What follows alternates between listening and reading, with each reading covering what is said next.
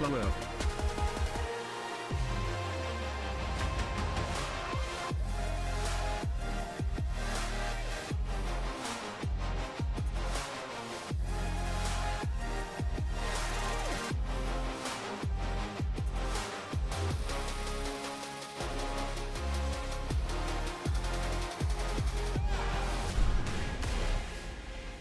All right, well, you did it for me, so yep. Yeah, I'll let you, fine, Sam. Jeez, for 100 bits, you can have this up this morning. All right, I appreciate that. What's going on, guys? Good morning, good evening. I don't know what time it is where you live. Probably not morning though, because everybody who it's morning for is at work. You know, because they're all doing responsible things like I don't know. Does anybody actually have an important job? Does anyone actually do anything here that actually matters? Because I certainly don't, man. I just fucking talk about Kowakian monkey lizards versus Relisian feathered goblin monkeys. I don't know, man. And you know, I don't even get to play D&D tonight. What the fuck? I apologize the hell? for my tardiness. I was teaching my dog kung fu. I have people arrived and have my sponsor Blackwood dice. How do you teach your dog? Like,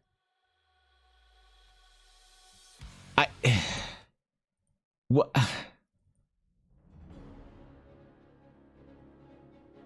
All right, fine. I'll accept it. Thank you for 100 bits, Steel. Good morning. What's up, Blaze? Good to see Sienna. What's up, Viddy? Sam? Damn, what's up going on, guys? Good to see you. Azura, Garthid, Atari. What's up, Thorkin? And Bailung. Yo, what's up, bro? Even Blaze. Even throughout the Blaze. There it is, man. It's gonna be a good day now. Actual mods in chat for once in the entire history of my stream. So, I do really important work at my job. Your job. I want to know what it's like to have a job that matters for once in my life. Like, what is it like to like work as like a, I don't know, like a person that people rely on? You know, like I don't know, like a fucking garbage collector, or like a hospital Andy, or like a police officer, like someone that you like people care about. That you're like, well, if this person doesn't show up to work, then it's like it matters. Cause like I've worked as a computer sales associate at a Best Buy. I've worked as in stock, backroom stock, not market. I've worked as a game store Andy. Like, what, dude? No, what does it matter? I've never had an important job before. I wonder if it's like, if it's fulfilling, if it's satisfying, where you're like, you know what? I went to work and I made a difference today. Maybe I'll know one day. What's going on, entities? Good to see you, bro. My important job is to take care of myself and work on being happy. I mean, important to other people. Jeez, God. Yeah, see, there you go, Steel. You know, yeah, I don't know, man. What's it like for your job to be like, for people to rely on you, and then you feel like satisfied at the end of the day? Because I never had a job like that. Maybe I'll go work as like a, I don't know, what's like an important job that you can do without any training. I don't think professional D&D game master is something that matters, but I've only actually been paid for a couple of D&D games in my life. You know, I've only actually paid to run a D&D game a few times, and you know what? I liked it. It was nice. It was fun to put the time, and it's not like, oh, it's fun to get paid for D&D. Yeah, sure, whatever. It was fun to put like an unreasonable amount of time into my D&D game. And just have the ability to do so because I had like, you know, like that was cool. I might start doing that again. I might start off doing like custom games for people or something in the future. Gave people at least one session of anime almost every day is super helpful for society. Exactly. See, you know, Blaze, you're doing hard work there. You're doing important stuff. Making sure the world goes round. Super important. What's up, Busy? Imagine wanting to make a difference. What is it even like? What is Guapo? You go and you rescue orphans from fucking, you know, trees or some shit from like a helicopter. You know? Like, bro, I don't want to hear your opinion on this shit. Every day's a whole new batch of Cocoa Puffs. Well, I do work in a hospital, so I played for D&D. Played for D&D if you count Baldur's Gate 3 and Pathfinder games. No, I don't count Baldur's Gate 3 as D&D. But did anyone notice that their D&D players got better after Baldur's Gate 3? Because I noticed that. Both my D&D groups, actually. Very interestingly. I was playing both my games when Baldur's Gate 3 came out. Both my groups started doing more stuff in game. It was actually kind of amazing. My players would start asking questions, just like, well, what's like, is there anything around us that like, you know, I can maybe like throw or whatever. I'm like, yeah, man, there's like barrels and stuff all around you. They're like, oh, is there like a small barrel? Like, oh, what is in the barrels? I'm like, well, you're in a basement, so, you know, the tavern, so you'd assume like, you know, liquor and wine. They're like, oh, is there anything really high proof? I'm like, there's like a do a perception. They're like, okay, what's this label here? Well, that's like, man, you got yourself some dwarven fire whiskey. Like, that's some shit right there, bro. They're like, all right, I'm gonna throw it and I'm gonna light it on fire. Do I do bonus damage? And it was cool because they actually started doing more shit, you know. It was like, I don't know if anyone else noticed that, but so I don't consider Baldur's Gate a replacement for D&D. Otherwise, I'd play Baldur's Gate tonight and be happy. But I do notice my players got better at D&D after. So maybe someone else had the same experience. Started on Pathfinder, then went to D&D 3.5. Mostly did 5e. So you played 3.5, then you played 3.75, then 5e. So you just said fuck 4e. All right. We've been hitting hiatuses for the past few weeks and no games to really test out your hypothesis. Well, I mean, Baldur's Gate's been out for a couple months, so I feel like if anyone's played since then, you may have noticed or not. But anyway, I noticed it. It was pretty cool. My players got more invested into the game. More, I guess, invested into doing random dumb shit in the game, which is like the most fun thing you can have as a DM when you have your story going and you're telling your little story to your players, and they're doing dumb shit. That to me is peak D&D, where you have given them a problem and they're trying to ask you for more information about what's going on to find the most interesting way to solve the problem.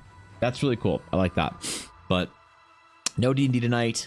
I don't know. I think Thursday is definitely like D&D day for most groups that I know. It's like most people I know are playing D&D tonight, which is one of the reasons why it's kind of hard to get groups on Thursdays, which is weird. I might switch my D&D night to a different night, but I don't know. I kind of like, you know, I have a theory, all right? Tell me how evil this plan is, like on a scale of like My Little Pony to Strad. You know, if like My Little Ponies is like a 0, Strad is like a 5, and like the Activision Blizzard board of directors is a 10. All right, tell me how evil this plan is.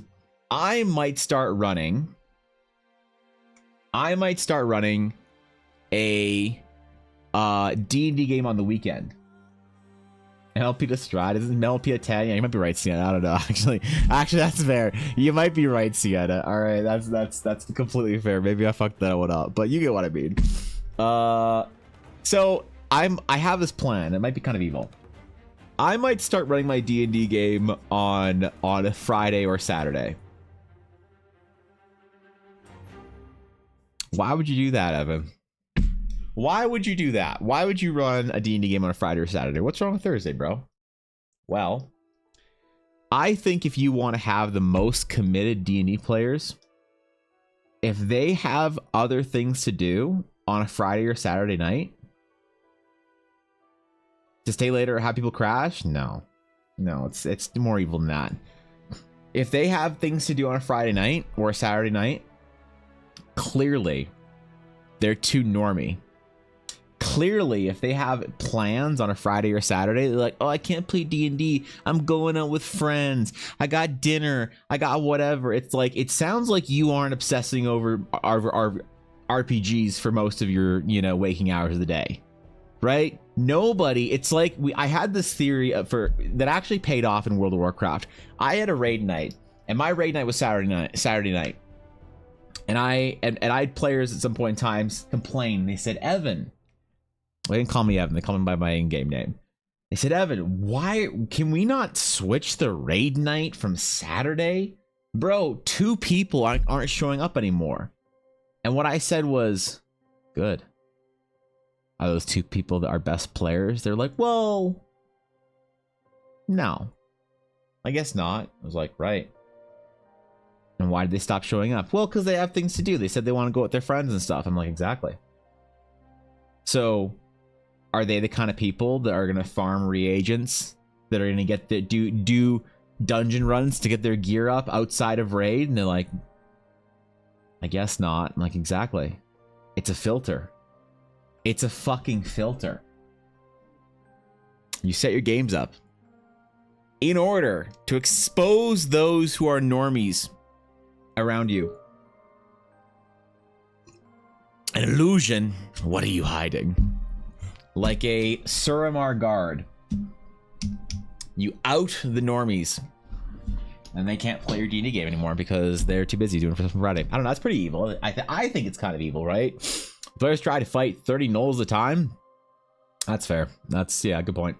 I have plans for Friday or Saturday night. My parents are the ones who made them. That's pretty normy. Yeah, that's doing stuff with your parents. That's pretty normy. I'll admit. That's on a scale of whatever, you know. That's pretty normy. You know, when I was a teenager, my brother went to university. My parents are like, Evan, let's go for a family dinner once a week, just the 3 of us. This is before my parents got divorced, so all right. And I was like, all right, mom and dad, let's go out for a family dinner, the 3 of us. They're like, let's go out on Tuesday. I'm like, no. They're like, why not Tuesday? I'm like, Mom, it's reset day. And she's like, oh, okay, right, all right, sorry, Evan. Yeah, we'll pick Wednesday, we'll pick Thursday, whatever. It's fine. My plan for Saturday is called the next episode of my drama llama life, where I go to my family gatherings and sit in the corner observing mainstream human interactions. That's pretty good, actually. I don't know. Is doing stuff with your family pretty normy?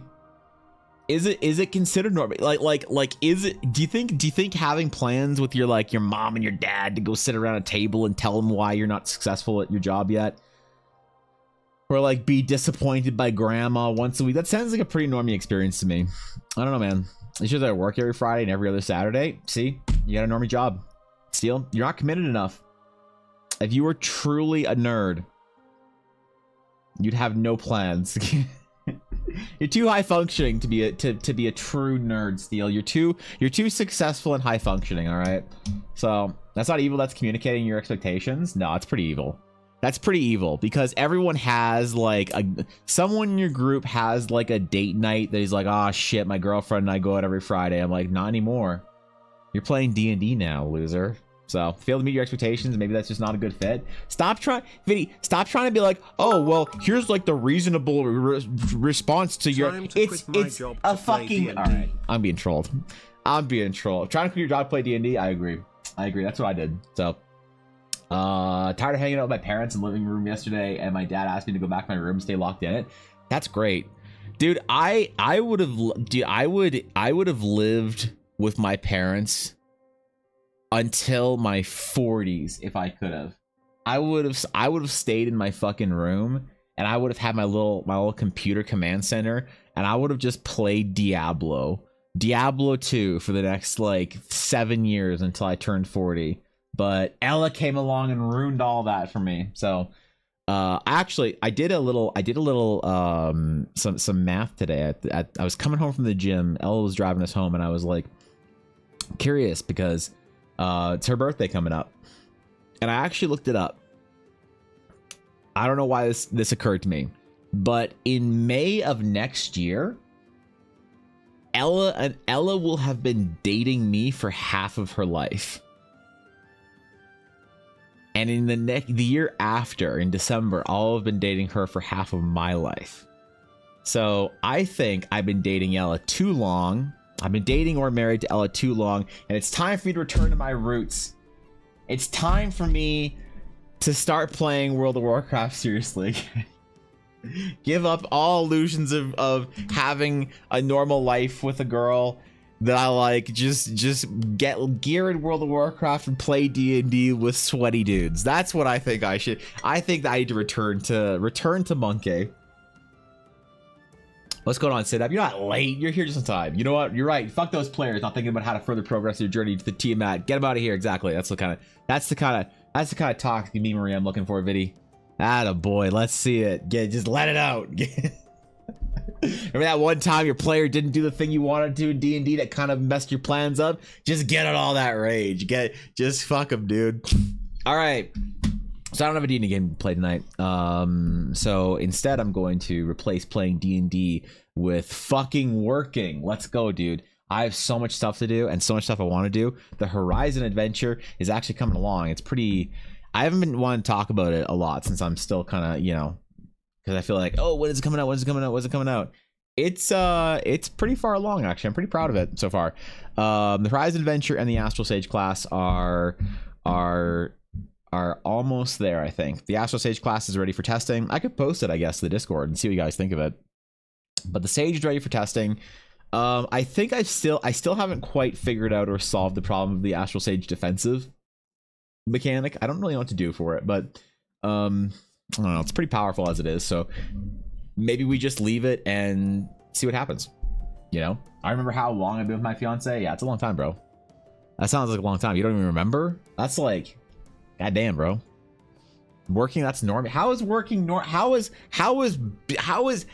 making art of fucking dragons eating goblins and killing the innocents of the village, burninating the countryside, while great mages of ancient arcane orders summon the powers of primordial arcane ley lines to cast thunder and lightning upon the Draconoid, whilst knights draw their blades to cleave off scales from the great worm as the rogues use their shadowy What do you mean, copium?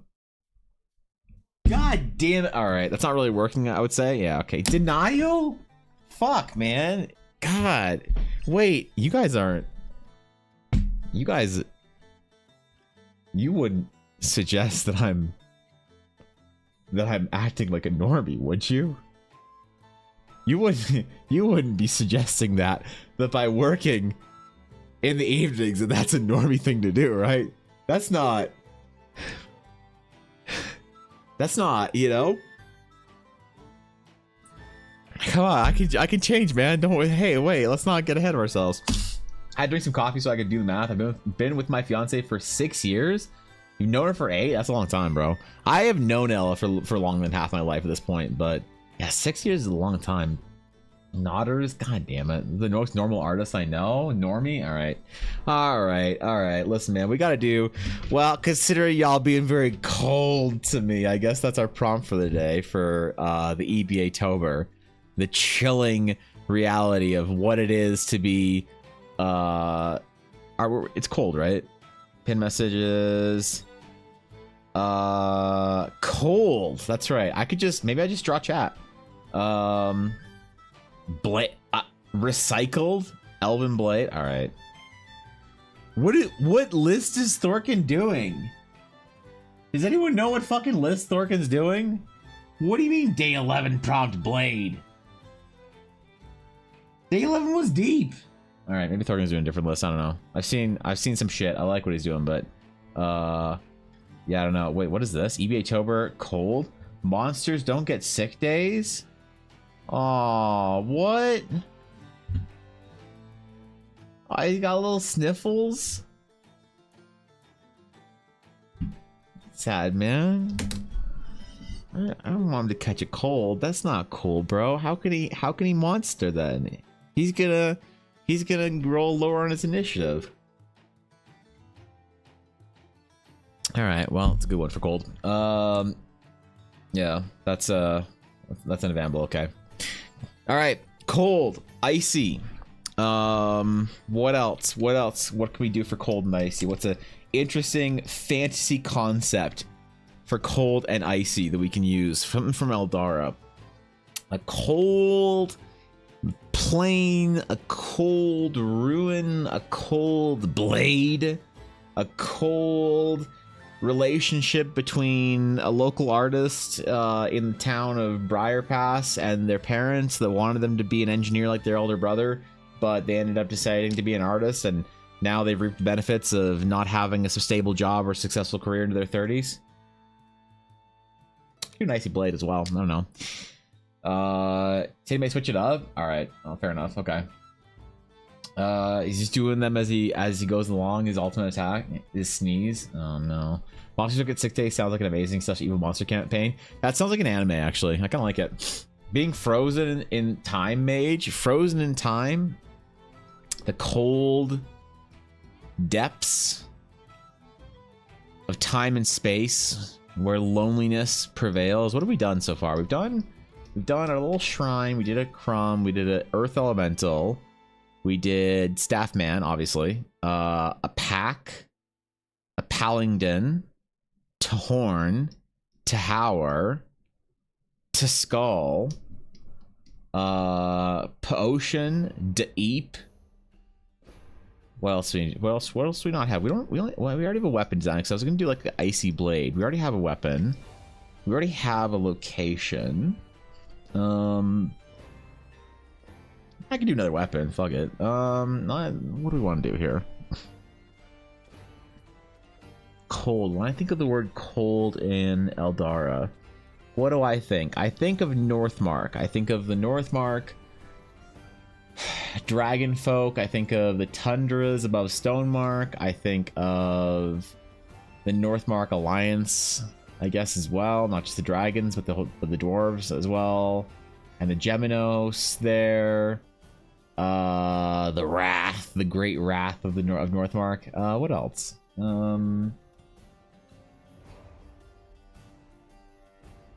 Oh, there's a relic that I could draw, actually. Now I think about it. There's a relic. There is a relic in Northmark that I want to draw. That's what I'm gonna do. All right. It is a stone. It's a stone made of basically, it's hard to explain even among the dwarves. It's a stone made of space ice.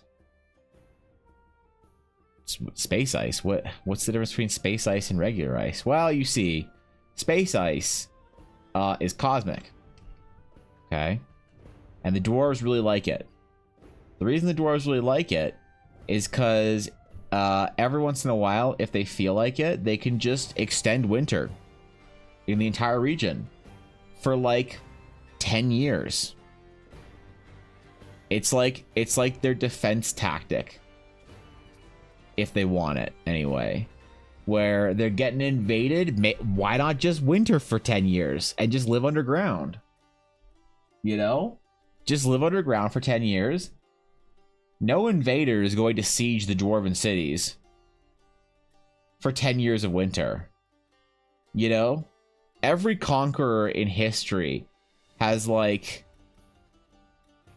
gone to invade something, and then winter happened, and they're like, ah, fuck. God damn it. All right, let's come back in the spring. All right, let's come back in the spring. We'll see how it goes. We'll just, you know, we'll just stay warm and drink some hot chalky through the winter, and we'll invade later. And the ones that didn't kind of messed up. So, you know, it's like, imagine trying to invade Russia in the winter. Keck. So we'll draw the space ice rock, which I don't have a name for yet. Dwarves are Russians then. The dwarves are, so I've decided that the Wrath are going to take on a lot of Slavic culture to them. Yeah. There is a particular squat that only the dwarves can do.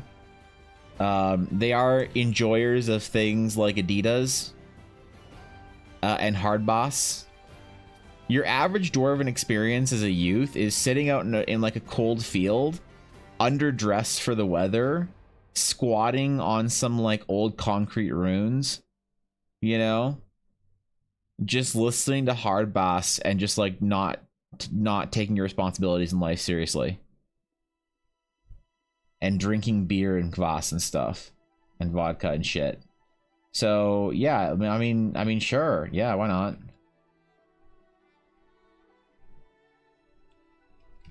Listen, bro, I got I gotta represent my culture, my heritage, my people.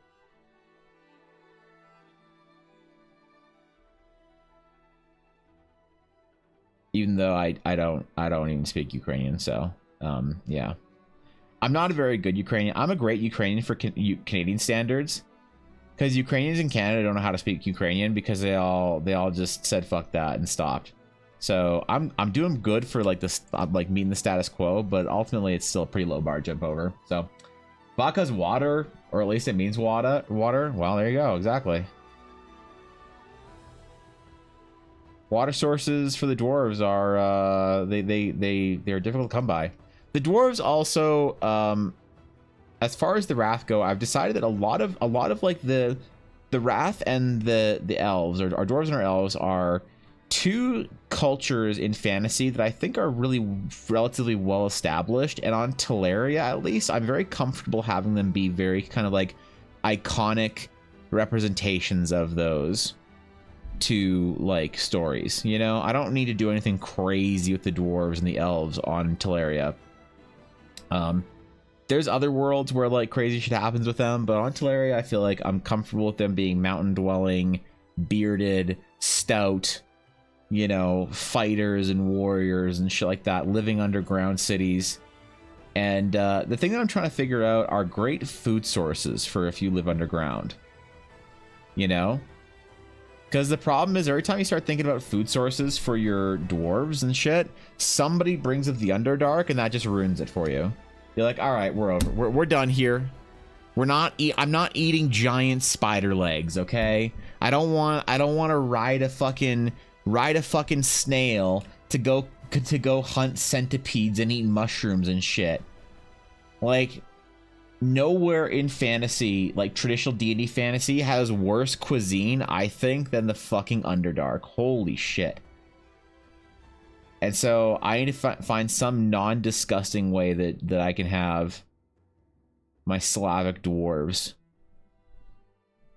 without having them eating centipedes and shit. Why? Because the Underdark's gross, man. The Grundledark. All right, chill. Potatoes. They just grow potatoes underground. How are we growing underground potatoes? They need light. How are we doing these underground farms? Because I'm willing.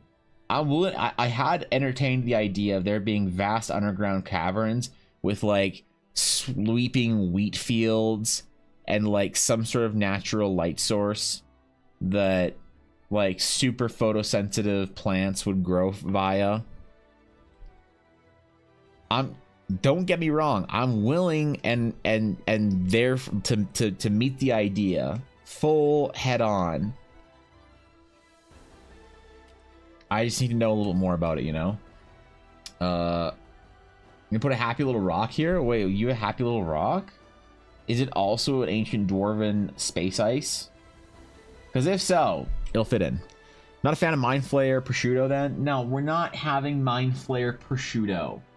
All right.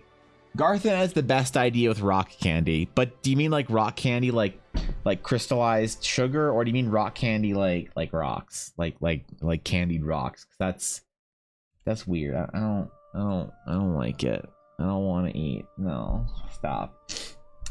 They let farmers grow them and steal them from underground like Bugs Bunny. No, we're not creating a network of Bugs Bunny holes where wascally dwarves are just gonna steal crops from local farmers. All right, I'm not basing my entire civilization off of a long-running Acme joke. Okay, someone just cast daylight once a day. Oh, okay, that's it. That's all it is. They just cast daylight. That's pretty presumptuous of you, Blaze, to assume daylight is a spell that exists in my D&D game. That's pretty bold. God. I don't know. Sounds good. Alright, yeah, there's some sort of natural light source or a spell or whatever. Yeah, okay, cool.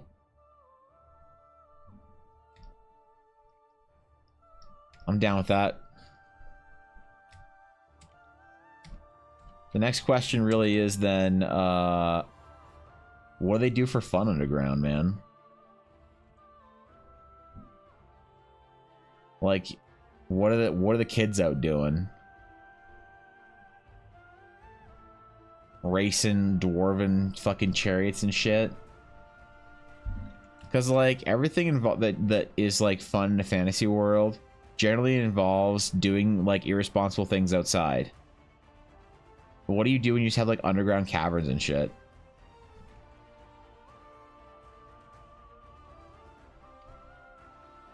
Maybe we'll make another one of our worlds where the elves live underground and the dwarves are tree-hugging weirdos.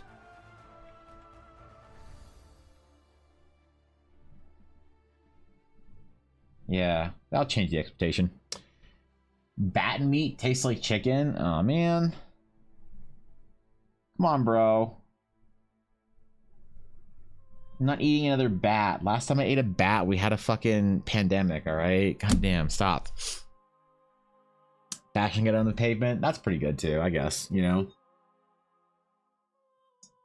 Yeah, it's, what's up, Silence? Tell ghost stories of wide open world above where all the evil lurks. I mean, look, maybe I've been inside for too long, but like I think it's perfectly normal to feel like outside's too big, right? Like every once in a while I'll go out like after I've been inside for a long time and Elle will be like, hey, we're leaving the house, and I'm like, but or we could not, and she's like, no, we're going to the zoo or something. I'm like, all right. And like I'll be uncomfortable, you know, and she'll be like, what's wrong? I'll be like, doesn't it feel like kind of big out here? Like, isn't there a lot of open space? Like, you know, you just kind of want to be in like a small little, like a lair, you know? And she says it's not normal. Ella thinks that's bad. She thinks I need to go out more. I think I'm being efficient. Because outside is expensive. Whenever you go out, you're gonna stop and get boba or Tim Hortons, you know, or you gotta go somewhere like the mall or the zoo or whatever. I'm super happy staying at home playing the game that I've already paid for, right? Like, isn't that normal? I think it's normal. But Ella seems to think it's weird. See if I care. Underground is great for bowling alleys, cinemas, and gymnasiums. Dwarven bowling. All right, how do we have dwarven bowling? Because it would be like regular bowling, but somehow more metal. Because like when you think about like dwarven civilizations, I like the 80s fantasy dwarves, where they're all kind of badass and a little hardcore. You know, like the Dark Sun dwarves or whatever. But they're kind of, you know. I'm new here and I just want to let you know you're so awesome and your art is so great. Oh wow. I've never seen That's someone crazy. so good. Really? Shit, bro, you should get on Twitter. Hey, thanks, Steel. Welcome to the stream. Welcome to the stream. If you want to drop your favorite D&D class in chat, I won't read it, but hopefully you'll feel engaged with as a viewer, as a new viewer. Yeah. Consider checking out my Twitter since you're new here, where I post only the best artwork, and you can also check out my DeviantArt account. That's right. deviantart.com/ I don't know if there's actually URLs for it or not, but there it is, man. Thanks for the follow, Steel. I appreciate it. Probably skyphobia, fear of an open sky where you can just fly off the earth with nothing to catch them. Look, that's concerning, right? Isn't it? Isn't it nice to be like underground or like in a house or just like in a lair? You know, like it's nice to just every once in a while you just want to like close your blinds and just or something. Is this normal behavior? Dwarven bowling sounds like something Amazon would put in Rings of Power. That's just mean. That's just mean. You can call an idea bad, but you don't need to insult it like that by saying that it's like something that would go in Rings of Power. Uh. What worse fate could you have for an idea than for it to end up in Rings of fucking Power? I guess you didn't say something in Wheel of Time, so there is that, I suppose. I should be grateful for at least not getting Wheel of Time. That might be over the top, I bet. Yeah. Favorite class is the light domain. Wow, that's crazy, dude. That's awesome. What a great class choice. I think that your class choice is amazing and awesome.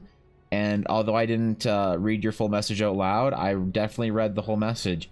And I'm very invested in what your favorite class is in Dungeons and Dragons. Great comment. Great comment. There. What a just, hey. I'm thrilled about it. Come on, I care about what people like to play in D&D. How will I know what things to make for Eldara if I don't ask people what they like to play in D&D? It's just everybody likes to play the same fucking vampire rip-off, you know, dramatic edgy boy shit, so I don't need to keep polling it, right? If I kept polling it, then I'd keep getting the same answer over and over again. What's going on, Rag? Those dwarves sound like beavers? Meme aside, I do like monk or magic Stone fighter, beavers? which is probably worse than a Solaire knockoff Lamau. What do you mean magic fighter? Wait, what magic fighters are there? I think 100 bits. I appreciate that, Steel. That's very generous of you. What do you mean magic fighter? What magic fighter are you thinking about here?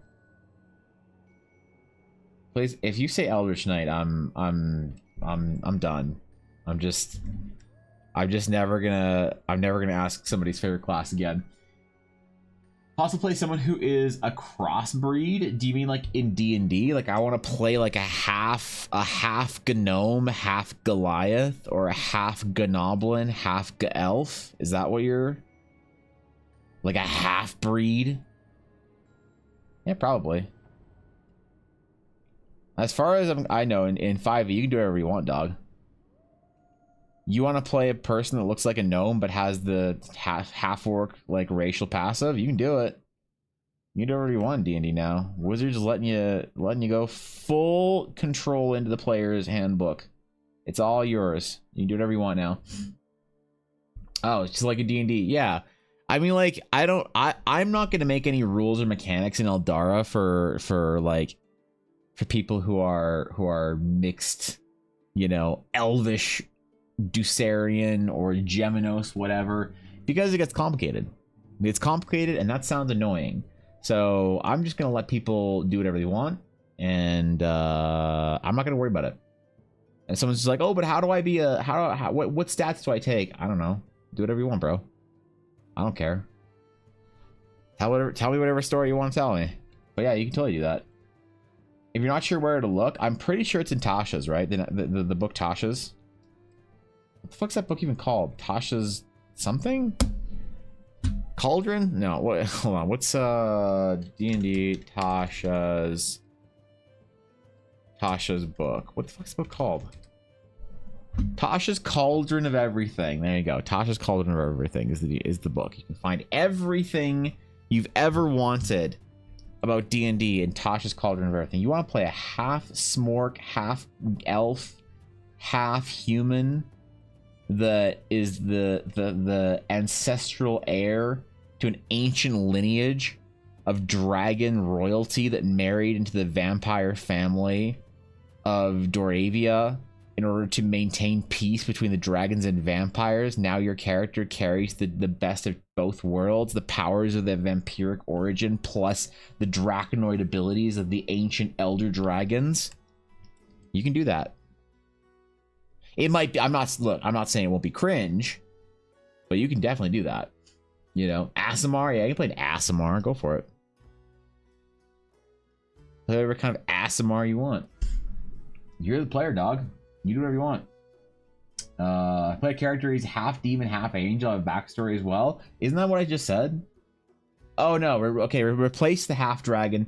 Replace everything I just said, but replace the words dragon and vampire with angel and demon and you got it. You got it. That's D&D. You can do whatever you want, dude. Whatever. Depends on the DM, but usually pick the race the character that takes the traits of. That way it doesn't get too overpowered by having traits of 2 races. Oh yeah. Oh yeah. I would make players rule for it.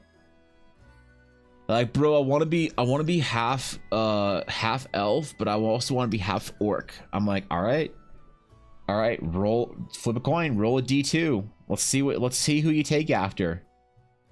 Mom the smork or dad the elf. Let's see. Well, but I want this ability. I don't care.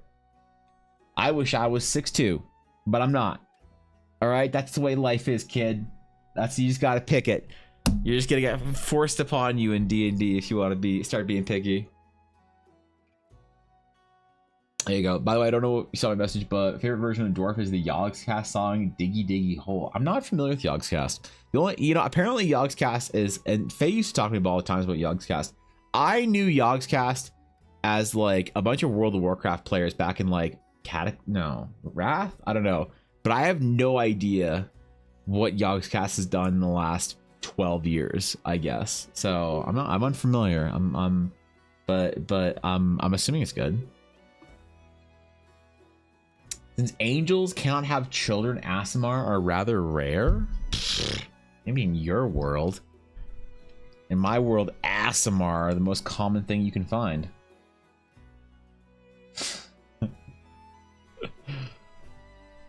Hell, they're all over the place. Just ask Ella. She's always playing Aasimar. That's her favorite, man. Which today, alright, that's about enough ice stone for me. 12.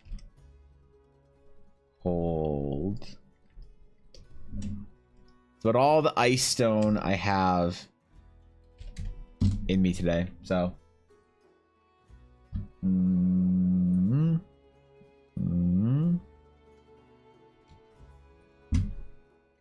Let me post.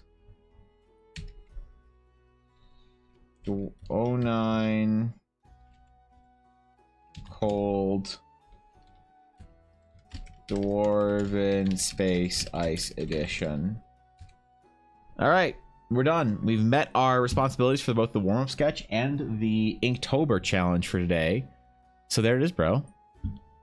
Dwarven space ice that we don't have a great name for yet, but one day I will have a great name for the dwarven space ice, and oh boy, you watch out. It's gonna be great.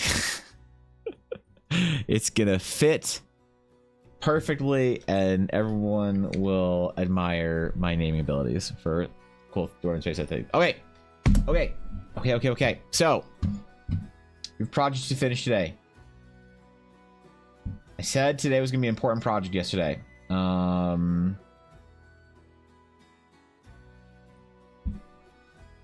And I wasn't messing around. You see, today I finished a very important character. A very important character for our D&D game before we start playing again, and I don't have character art for her. So we're gonna finish off this character sketch of Scarlet the Astral Sage. I'm excited about it. Rather the angel part in the boy twin be just the wings? Wait, what? You just want angel wings? You just want to be a dude with angel wings? I'm confused. I kind of like it. That's usually how Aasimar are. They're typically taller than normal humans. They can make their wings appear as part of the race trait. Yeah, Ella's played in Aasimar almost every single character except for this one. This is the only character Ella's played that isn't an Aasimar, which is why I need to have a non-Wizards of the Coast, actually original interesting version of Aasimar for Eldara. Something that I can put into the world so that Ella can still canonically be like an angel wing, Aeon Deva looking, giant 6'3". 6'3" is not that tall, I guess, for an Aasimar, but you know what I mean. Just like a giant, huge Aasimar paladin with a big fucking hammer or whatever. We will have the dragon part affecting more of the girl twin, making her overprotective around her brother. but also with giant spines, hideous scales, a grotesque tail, and slathering jaws of volcanic saliva. I kind of like it. Good idea. That's a great way to do a dragon character. Everyone tries to make the dragon characters too hot, man. I want to see someone with some courage with the dragon character. Make your dragon character disgusting, like all lizards are. Make it as grotesque as every other lizard on the planet. Ain't nobody want to cuddle a Komodo dragon. Alright? Ain't nobody want to actually have a ball python as a pet. They're grotesque little monsters. We've evolved an affinity for slaying them. That's why we love dragons so much.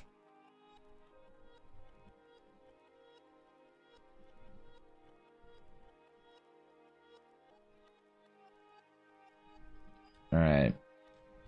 Alright, there's a little bit of detailing I want to finish in this, and then we have to design an Astral Atlas today. We have to finish the design for Astral Atlas so that I can finally show off that Astral Sages that don't have their Astral Atlases in order are weak excuses for sages. Song you instantly listen to. Wait, tell me listen to, but you just vibe and do something else.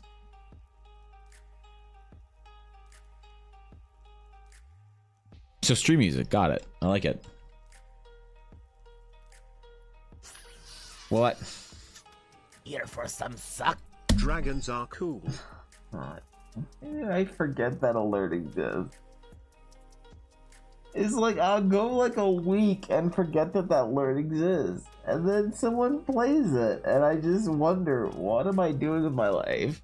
Thank you, Seal, for the 690 bits, and that's great, dude. Listen, hey, what a great selection of alerts that you have chosen this morning. That's just you know, the epitome of EBA metas over the years. Has never once been you know, questioned or challenged by anything until the days of the 690-bit redemption. So thanks for that, dude. That's wow, I'm honored. That is a lot of bits though. That holy shit, thank you. That's a fucking load of bits, seriously. And thank you for 10 bits. How does it feel to have an objectively wrong opinion because your opinion on lizards is dog shit? Is it? Is it? Name one good lizard. Name a lizard. Not Mark Zuckerberg. That's right. You can't even name a lizard. There you go. Did I remind you geckos are lizards? What the fuck is good about a gecko?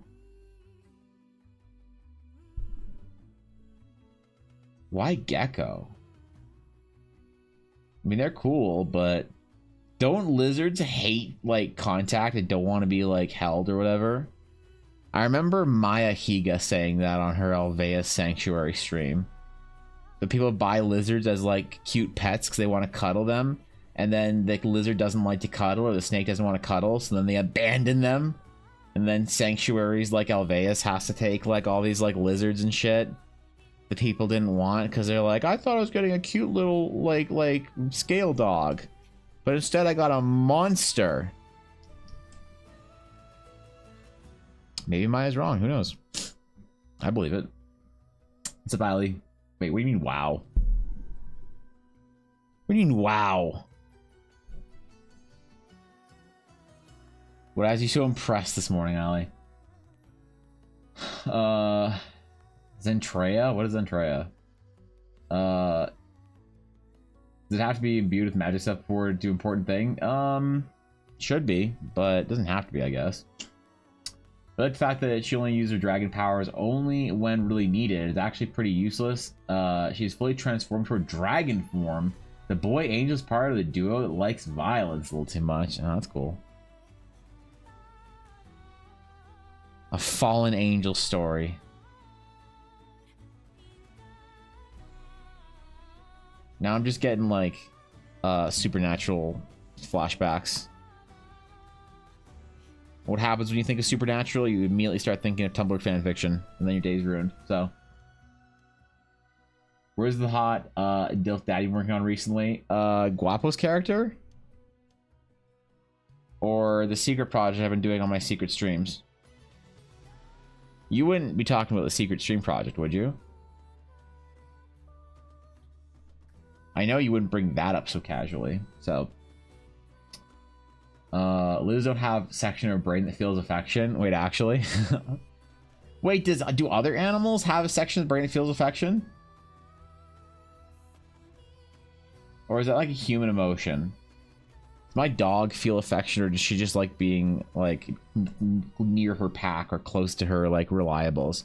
Because I'm always skeptical when anyone says that my dog feels complicated emotion.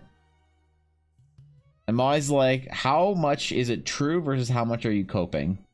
When someone tries to convince me that an animal, like a pet, has complicated emotion, or their cat smiles. Just some great supernatural art. Yeah, okay. I'm not going back. You can't make me go back. Nope. Getting Lena vibes from this. Who is Lena? Lena Inverse? That's the only place my mind goes. That's an ancient reference, and I dare not date anybody by assuming they are making a Lena Inverse reference. Lena from Dota 2? Oh no, that is a Lena Inverse reference. Lena from Dota 2 is a Lena Inverse reference that people don't never realize. Oh god, I'm so old. What does Lena's design look like? Dota. I can think of exactly what Lena looks like in Dota, in real Dota, but because she was just the elf mage or whatever. Oh yeah, I see it. That's cool. That's a cool design, bro. Yeah, I haven't played Dota 2 in probably 6 years. I wonder if Steam says the last time. Did Steam say the last time you started up a game? I'm curious when the last time I had Dota 2 installed was. Hold on, I'm actually curious here. Library. Dota 2.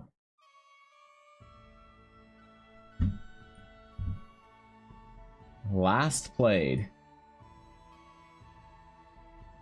October 15th.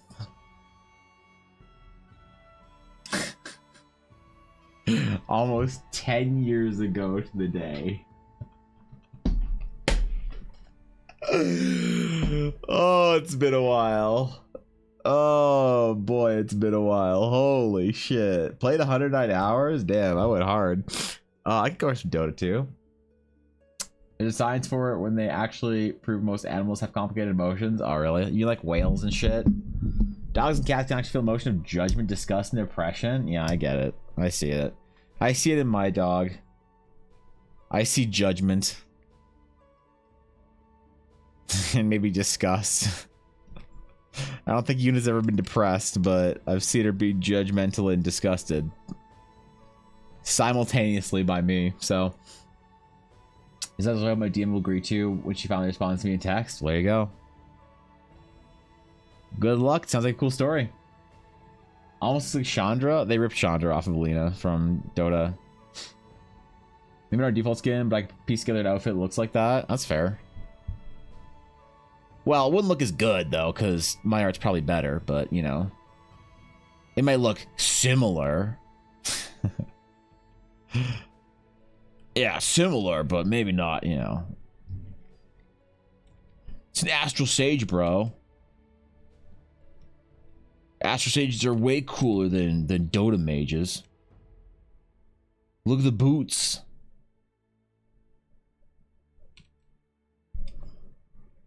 Actually, your dog is saying, what the fuck? Is she? Damn, bro. Is Yuna actually super judgy of me? And I didn't realize this entire time. She's out with Ella right now, or else I'd go get her and ask her.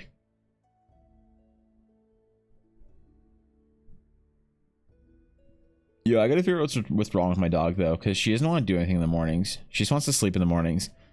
Every morning, she just wants to sleep. She doesn't want to look at me. She doesn't want to go out. She doesn't want to do shit. And she wants to sleep until, like 1 in the afternoon. And then when it's time to go to bed, all she wants to do is fight. She just wants to enter Mortal Kombat with me. Me wielding her squirrel toy while she can fight me. That's all she wants, is just desperately to fight. All right, I missed man. I raided her legs a couple of days ago, and I have to completely redo the bottom part of her robes then because of that. Yuna's very judgy, is she? My daughter's straight up writing a grad school thesis, TBH. Oh. Your dog gets hell offended when I pretend to take a bite of his food? Actual offended? Let's do research on plants being sentient like us? Well, take that, vegetarians. Ha! Plants are sentient too. They feel pain just like cows. Or whatever you eat, I don't know, man. Eat that, vegans. Checkmate. Pescatarians. I don't know. I'm trying to figure out more people that eat weird food. Mornings are for extra sleeps. Same though, doing stuff sucks. But why is she? What is her like? I don't get it, man. I don't understand. She just doesn't want to do shit in the mornings. Like what? When did she gain the ability to decide that? All right. When did she feel like she had the authority to decide when in the day she is going to do shit? Alright, she will go outside when I tell her it's time for outsides. She will sleep when I tell her it's time for sleeps. There'll be no talking back like a sarcastic teenager to me. Just from baby to teen real quick? Yeah, she really did, you're right. Just being a teenager? Yeah, okay. I haven't eat that, vegans. I'm already eating plants. What do you mean, bro? Well, that's the thing. What are you gonna eat now? What are you gonna eat now that we know that plants have feelings? Ha! Take that. Checkmate. Now I'm gonna go eat some like rare, you know, almost extinct, endangered creature or something, like some like an owl or something. Well, if plants have feelings, I guess we're screwed. We'll just admit that we're the villains and just carry on. At a certain point, that's all you can do.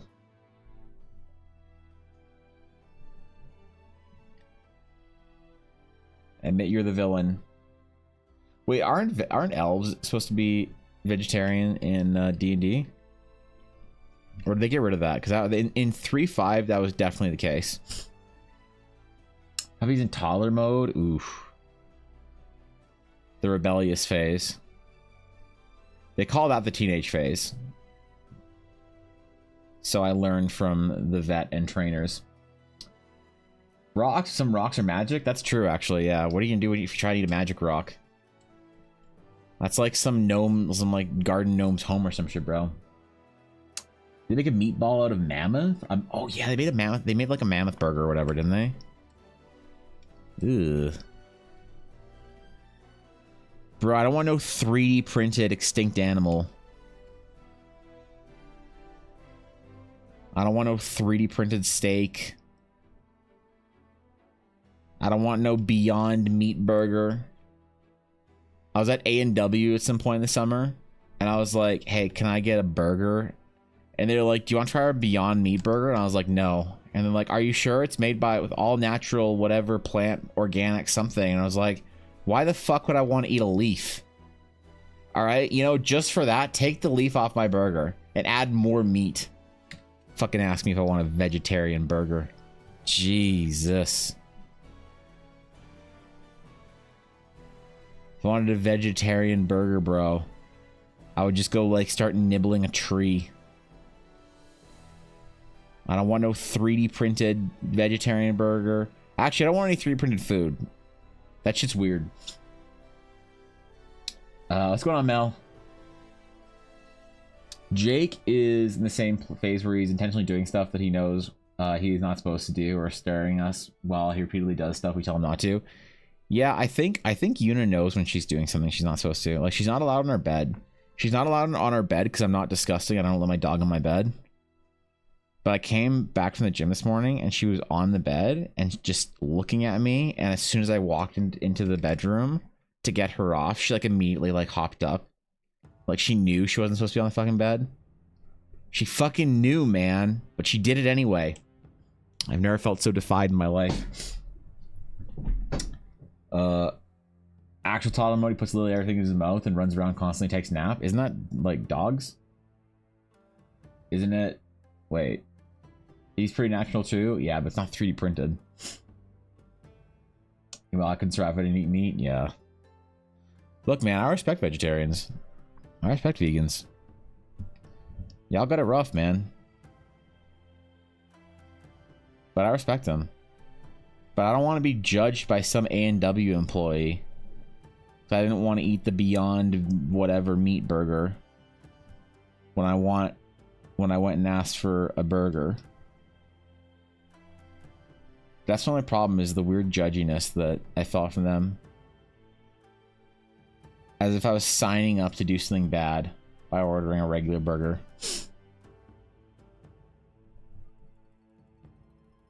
Maybe I should be judged by A&W employees. Like when a Starbucks employee judges your order. You're like, who are you to judge me?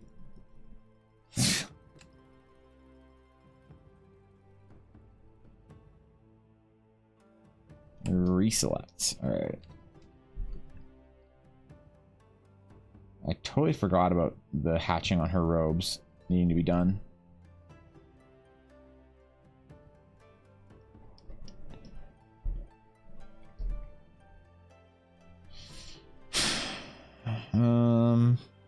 Do I want to do another fill layer? Nah, let's just do the hatching. Hatching looks better, I think. She's Tyler pushing the limits? Dude, she knows she's doing something wrong, dude. It's like, come on, man. She was fully aware that she's not allowed in the bed. When I took her up before the gym, I put her on the couch, on her little spot on the couch, on her little blanket. And I said, you stay there and be a good girl. She looked at me. And she like sneezed at me or whatever. I don't know. And then I left. I went to the gym to be very impressive for like an hour. And then when I came home, tired, exhausted from being very impressive, I did not appreciate being defied by my 8-pound overweight dog. Okay. Worship cows and buffalo, so no beef for me. That's fair. Buffalo, though, that's pretty cool. We got a lot of buffaloes around here. However, if you're a meat eater that turns vegetarian, yeah, I guess if you like are like always a vegetarian, it's probably easier to do it like that than to like, you know, have like your diet include like one major portion and then try and remove it at some point in time in your life. That's the thing, man. I feel like I respect the grind. I respect the effort. I just don't want to be judged by some A&W employee. That's all. She's just trying to be cozy. I don't care if she wants to be cozy. She doesn't get to be cozy, okay? Not on my bed. Stay away from my sheets. Stay away from my blankets. I don't want her ass licking tongue anywhere near my pillow, okay? All right. If the clone's an extinct animal, I want to try Triceratops meat. Yeah, what does a dinosaur taste like? People cozy. Stop.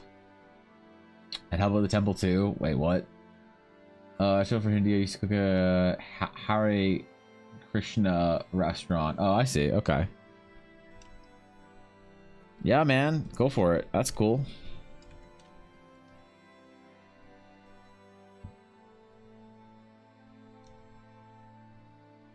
You know?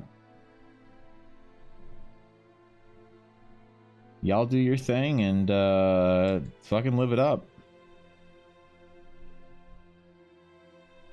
Again, my point is not that I have an issue with vegans or vegetarians or people that don't eat cows. My issue was that a fucking gremlin of an A&W employee thought to judge me for going there and ordering exactly what they serve. It's like somebody at Starbucks judging you for wanting coffee and not tea. Yuna doesn't come on the bed. Wait, no, Yuna's not allowed in the bed. She's not allowed in the bed. She is not allowed anywhere near the bed. I don't want my dog sleeping anywhere near me when I'm asleep. I want her licking my feet in the middle of the night I don't want her sitting on my fucking pillow. I don't want her ass anywhere near my sheets. I don't want that little disgusting creature anywhere near me when I can't be monitoring her every move, her every action. Which I have to do. Otherwise, she'll try and lick me. There's one thing in this world I despise about having a dog. It's that they constantly need to lick things. I don't want my ankles licked. But she licks them anyway. If she licks my hands, I have to go wash them immediately.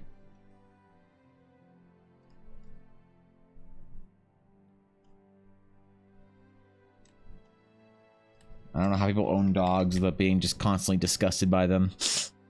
But here we are. In the stage of my life where I own a dog.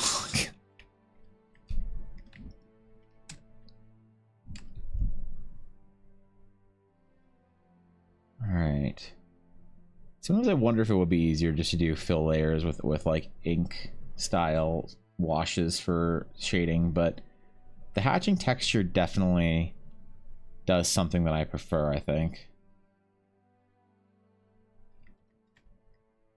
Yeah, that's nice. I like that. I don't let dog in my bed simply because I don't want him getting on my bed after he comes in from outside. Exactly, man. They don't even put shoes on when they go outside, dude. Your dog doesn't even put shoes on when they leave the house, right? They don't even have the decency to wear socks inside. Okay. If dogs were Americans, they would be the kind of Americans that wear their shoes indoors. Filthy.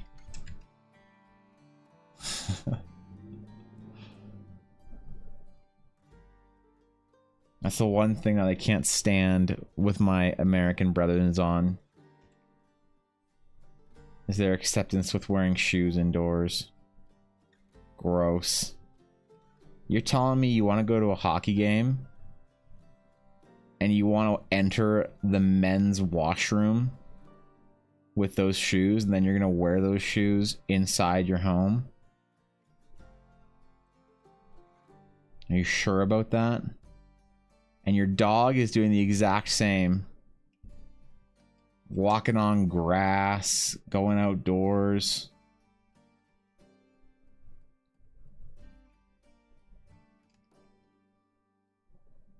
Jumping all over you. I've just had to accept a certain level of disgusting with Yuna. Just had to accept a certain level of this little creature is going to ruin my day, and I just have to like be okay with it, you know? How's October going? Dude, Thorkin, what's up with your mixing up the prompts? What made you think you want to do that? I mean, it's cool. I'm just curious what the motive behind it was, because I'm enjoying your stuff so far. It's been really good. The only animal that I want on my bed is Gwen because she's soft and cuddly and doesn't smell like dog. Bolt and Jake do not like being in the basement anyway. That's fair. Yeah, that's fair. You guys wear footwear inside your home? Not in Canada. And some places in the US they don't as well. No, you take your shoes off and you usually wear your socks or something indoors. Some old people like to wear slippers inside. They have little indoor slippers. So their feetsies don't get cold. I don't know. I've never had cold feet in my entire life, so I don't know what that's like. Imagine it's rather uncomfortable for the kind of person that gets cold. Time management had a lot of IRLs to do. That's fair. You're just doing whatever prompt you feel like it. I respect it.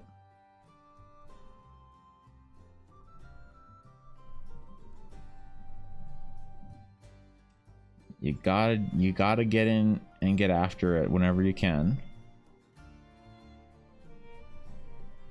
I usually find October is a great time for the challenge because most people don't have anything going on. But occasionally, some years have had a lot going on. In October, it's been very difficult.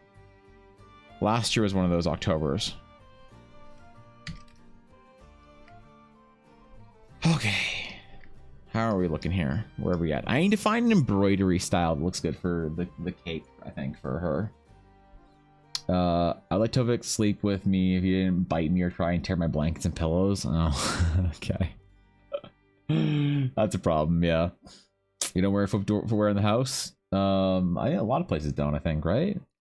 All hail indoor slippers, not for cold feet though. I just don't like walking barefoot on tile. You got tile in your house? Holy shit. Damn, bro. Where do you live? Florida? Jesus, man. Who has tile in their house? That's like some fucking mansion shit or whatever, right? You know? I don't know. The only tile we have in our homes is in the bathrooms, I guess. We have carpet to the rest of the house in most places. But I really dislike carpet. It's so annoying to upkeep, and I wish that I could get rid of it and just get like laminate flooring or something in here. That'd be sick. Indoor slippers, they're house shoes. Oh, I'm sorry. Excuse me. My terminology was off. Maybe my Crocs. Stop. You don't actually wear Crocs indoors. Nobody actually wears Crocs indoors. Come on. You're just lying to me at this point in time. This is one of those like, oh, we're gonna troll Evan. We're gonna make him think that we do some crazy shit where we live in the world. Yeah, bro. We unironically wear Crocs indoors.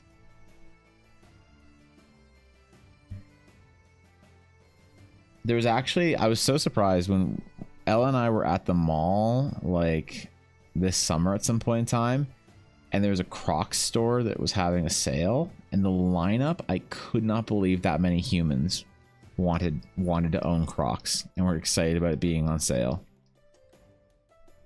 It was a shocking moment for me, I guess. What's wrong with Crocs? Those indoor slippers? What do you mean what's wrong with Crocs? Bro, they're made of like rubber, aren't they? You just wearing rubber shoes?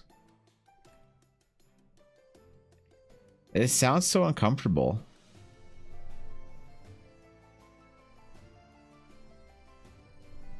What do you like about Crocs, I guess? What's the point of a Croc? Marble floor in the house is pretty common. That's pretty good. That's pretty good. Hey, it's common here. I think it's marble stays cooler. Ooh, that's true, actually. I suppose that would make sense if you live somewhere hot. Somewhere that actually has a real summer and, you know, temperatures that get up above the absolute 0 Kelvin freezing point. Temperatures where if you don't wear the right kind of protective gear, you'll die in 5 minutes outside. You know. Arctic tundra, polar north, wherever. Crocs are amazing. My feet get hot, so the Crocs help my feet stay cool. But the indoor Crocs, just wear socks, bro. Just wear some nice merino wool socks or whatever.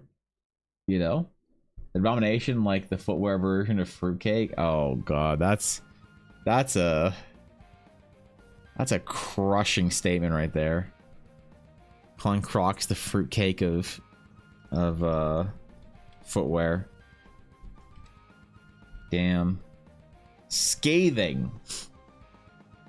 For being water resistance comfortable and durable? I suppose the water resistance is actually a good thing. Are they really comfortable?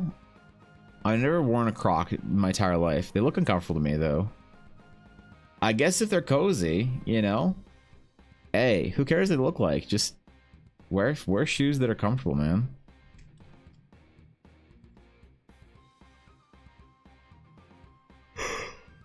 How do I feel about these details? I kind of like them, actually. I think we'll leave them. Yeah, well, If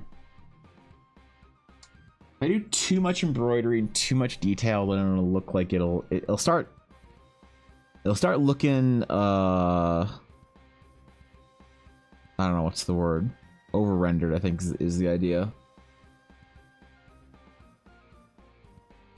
Also partly having existential crisis after seeing someone's entry portfolio for the college, so trying to study at the same time as Inktober. Look, man, some people they find plateaus in their journey easier than others.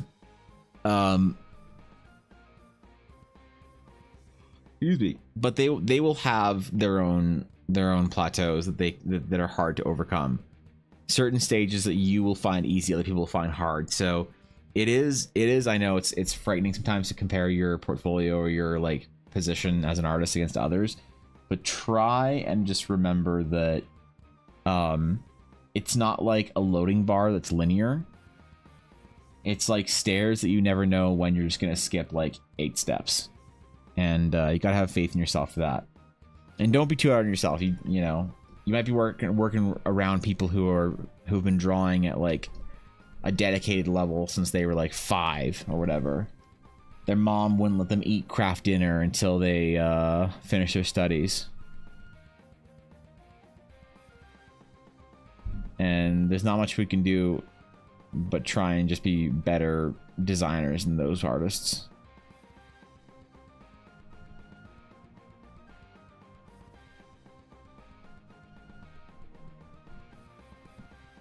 I don't know why craft dinner is the reference there, but feels like the reference. Feels like the play, anyway.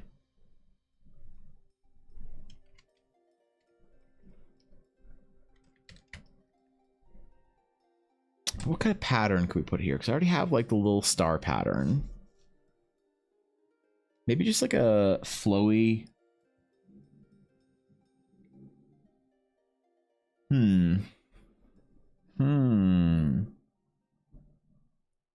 own 2 different pairs of Crocs. The most recent ones I own are Skechers foamy ones. Wait, what? Very important improvements. What the fuck is this? What? These are words. I don't understand. These are footwear that I am unfamiliar with. This is a whole new world to me, man. I didn't honestly, truthfully, until I saw the Crocs store that day for the sale, I didn't think Crocs still existed. I thought that it was like they died with the "what are those" meme in like ancient internet times, and I thought that Crocs were like weren't around at all anymore. So I'm impressed, I guess. But I didn't realize they were still a thing.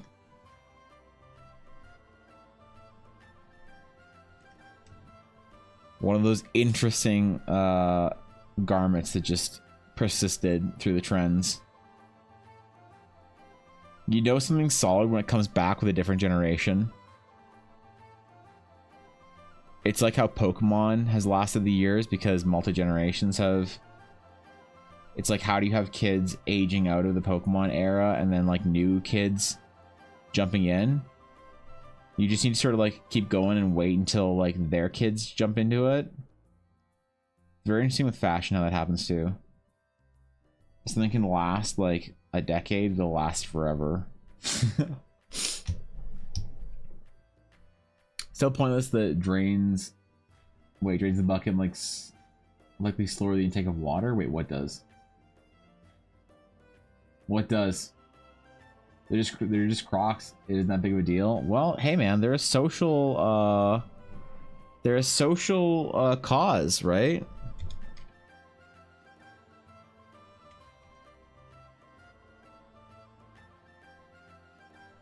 It's a statement, you know? One does not simply wear a Croc.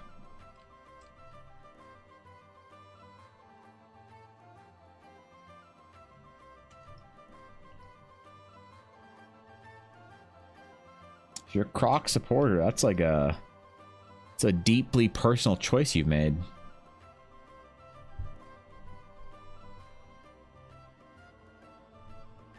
It's like a Coke or Pepsi kind of moment for you. Because memes? Alright, fair. I have gripe with Crocs. Why did a $30 pair of foam shoes become well over $90? There's no way. No, there's no way. There's no way.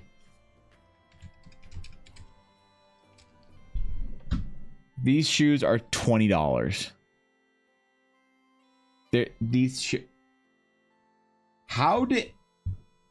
How is what?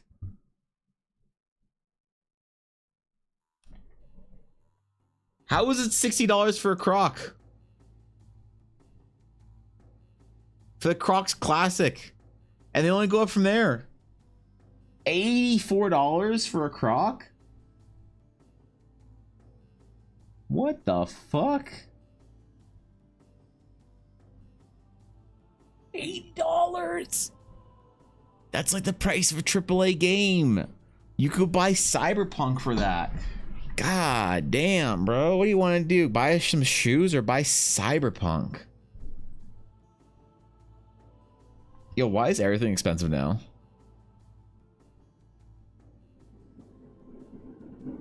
God damn.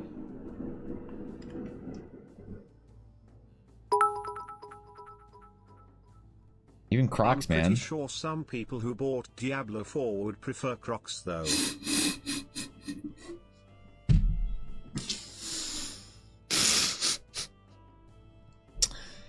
Look.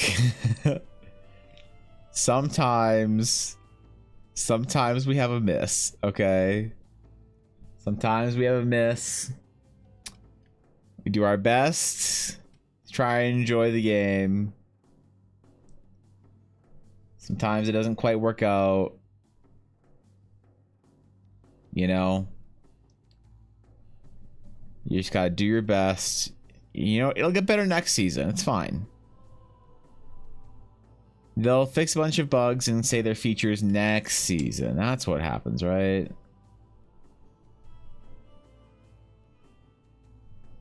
Right, but Cyberpunk, you know, for the same amount of money.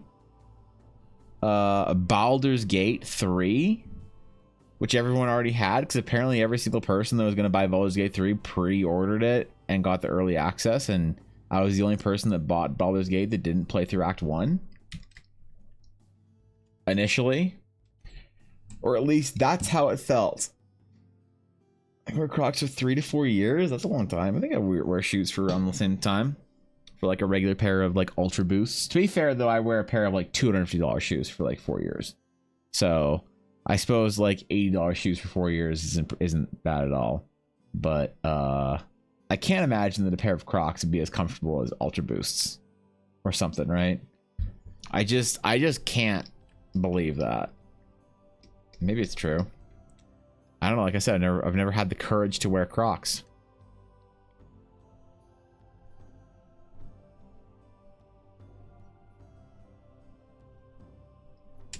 Now think Star Wars Crocs. Oh boy.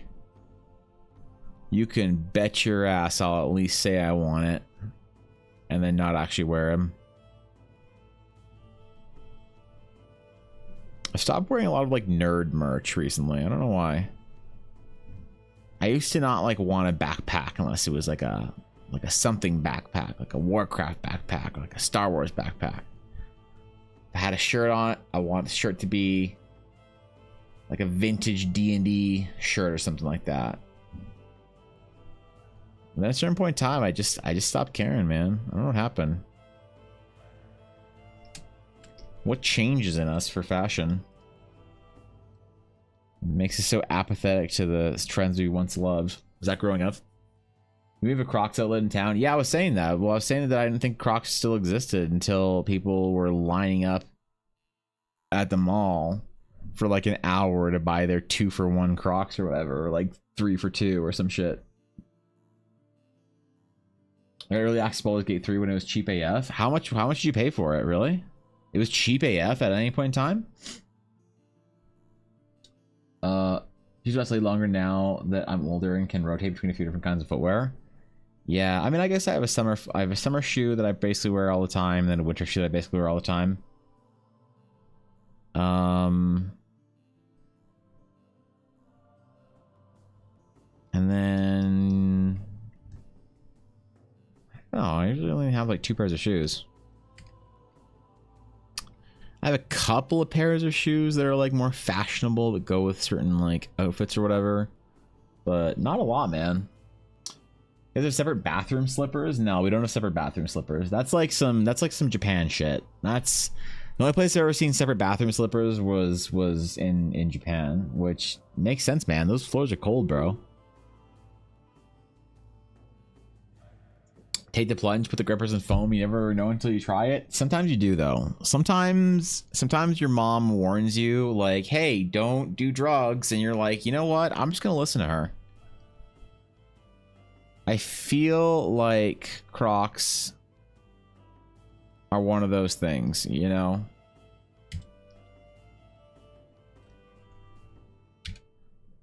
Like, if I was going to wear a pair of Crocs for some reason, for some reason, I just feel like I could just feel like the gaze of Fishy or someone just judging me somewhere, egging me on. Wait, why isn't this working, bro? Oh, that was because it's an eraser. Fair enough. Fair enough.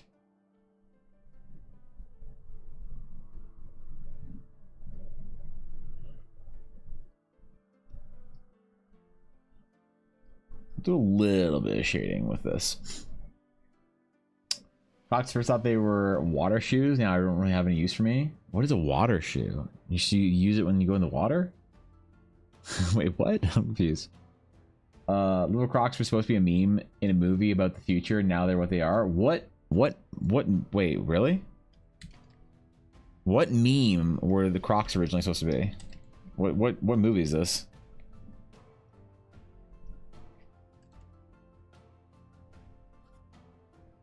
What is this, like some Back to the Future shit? Idiocracy? What? Really? Nice pair of Star Wars Crocs so you can put this to rest. I'm not wearing Star Wars Crocs, bro. I'm not so fashionable that I can like ironically wear clothing.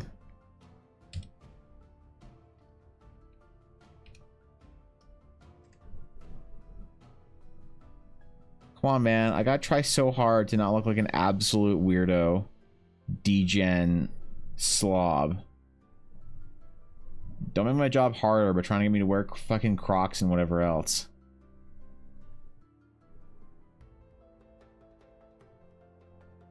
Also, I'm not gonna be able to wear anything that's like cold for or cool for at least 6 months. It'll be, what's 6 months from now? November, December, January, February, March, April. Yeah, it's 6 months from now. Director of Idiocracy chose these Crocs because they were cheap and no one would ever wear them. Wait, actually, is that the reason why? That everybody saw them and were like, oh, that looks comfy. I could believe that Crocs have been around for a long time. They're like some like European culture shoe or whatever. That have been around, like IKEA shit or whatever. In like Sweden or something for like the last like 70 years and are just now mainstream popular in NA.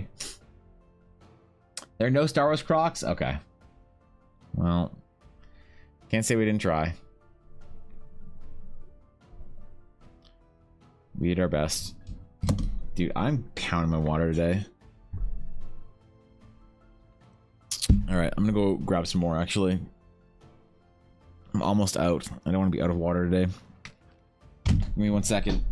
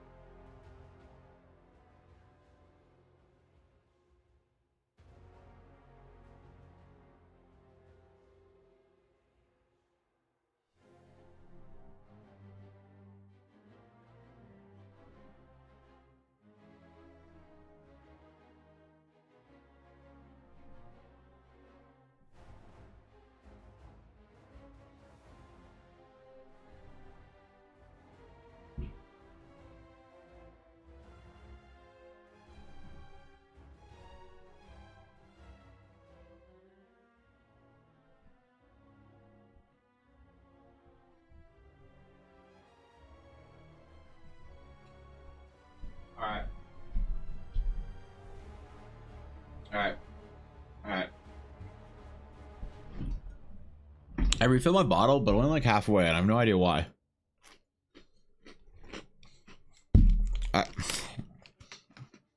I'm just standing at the fridge. On my way back upstairs, wondering, wait. Now I'm just gonna go get more later. Fuck. If I recall correctly, modeled after wooden clogs. Wait, so they are like some like random European culture shoe or whatever. They are like IKEA. Except aren't wooden clogs like not Sweden?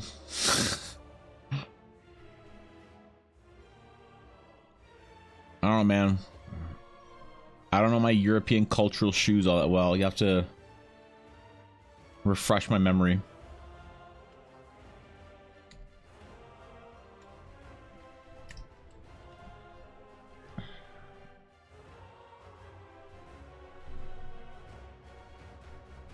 Yeah, some crazy shit over there in the EU. Share my dog pick? Alright. Alright, we'll rate it. Been a long time since we rated a dog. Where's the pets channel? Where is it? Pets. Let's see, who's got some dogs to rate?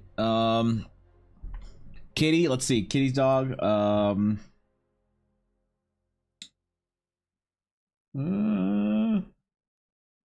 It's like pretty comfy looking. I'll give it a 6. That's pretty comfy. Yeah, maybe like a 6.5. I guess he is pretty cozy.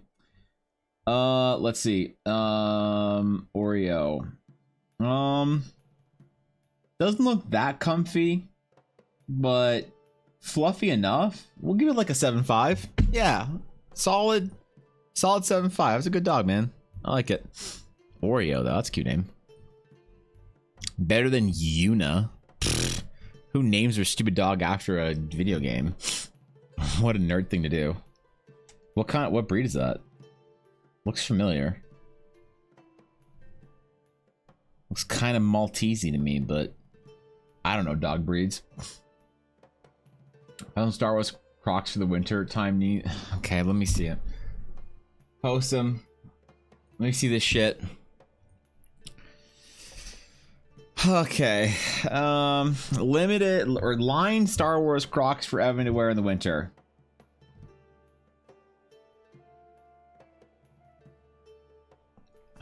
Jesus Christ.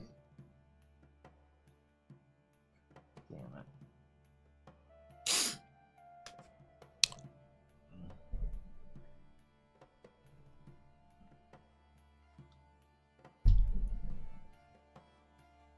Here they are. This is what Blaze wants me to put my feet into. Let's see, what do they say? They say Wookiee and Rog. That's what they say on them.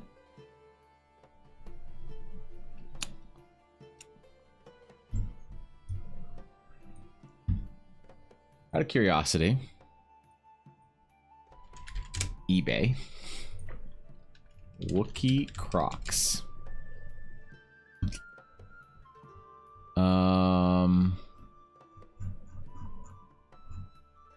Star Wars Crocs. Not known.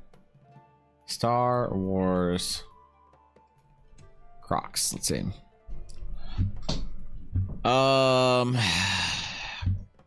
You want to pay $120 for these fucking things? Size 10? That's too small. What? What do you mean?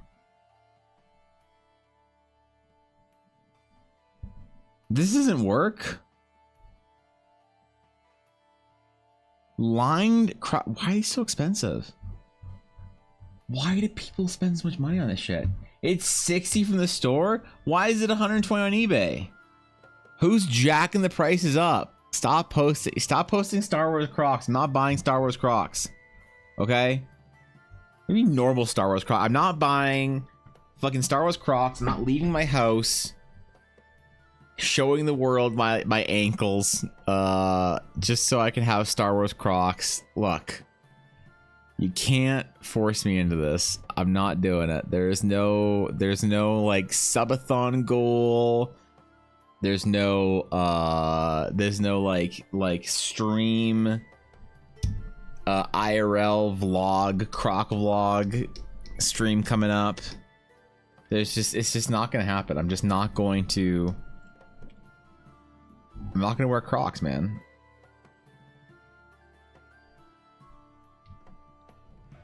I ain't gonna wear Crocs. I'm not betraying my Slavic roots and wearing anything but Adidas. All right. Someone sends you them in your PO box. You have to wear them. God damn it. God. Send me the Wookiee line Crocs. Come on, man. Nah, here. Look. You want to see a here? I'll show you kind of shoes. Here, this is the kind of shoes I'll wear. Let's see. All right, hold on. Let's see the kind of shoes that I'll wear. Let's just go menu here real quick. Let's go men. Let's go shoes. All shoes. Oh yeah. Yeah, there you go. Oh yeah, man. Look at that. Look at that. Oh yeah, look at that. Look at that, man. There you go, bro. $1,300 or whatever. Oh yeah, that's some high fashion shit. Wait, was that a Croc? Wait, say it isn't so. It looks a little Croc-like to me. Suspect. Suspicious. Sus.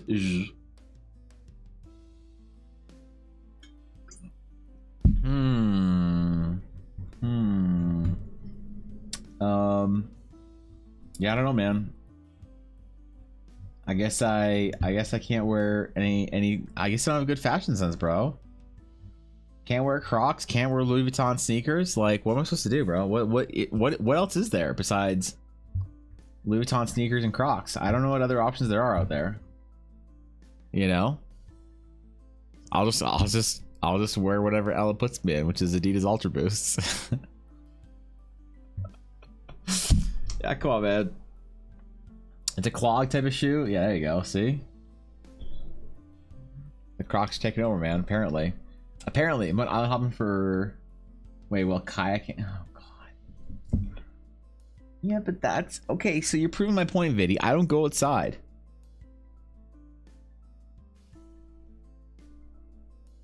What's like the best shoe to wear whilst playing Dungeons and Dragons in World of Warcraft?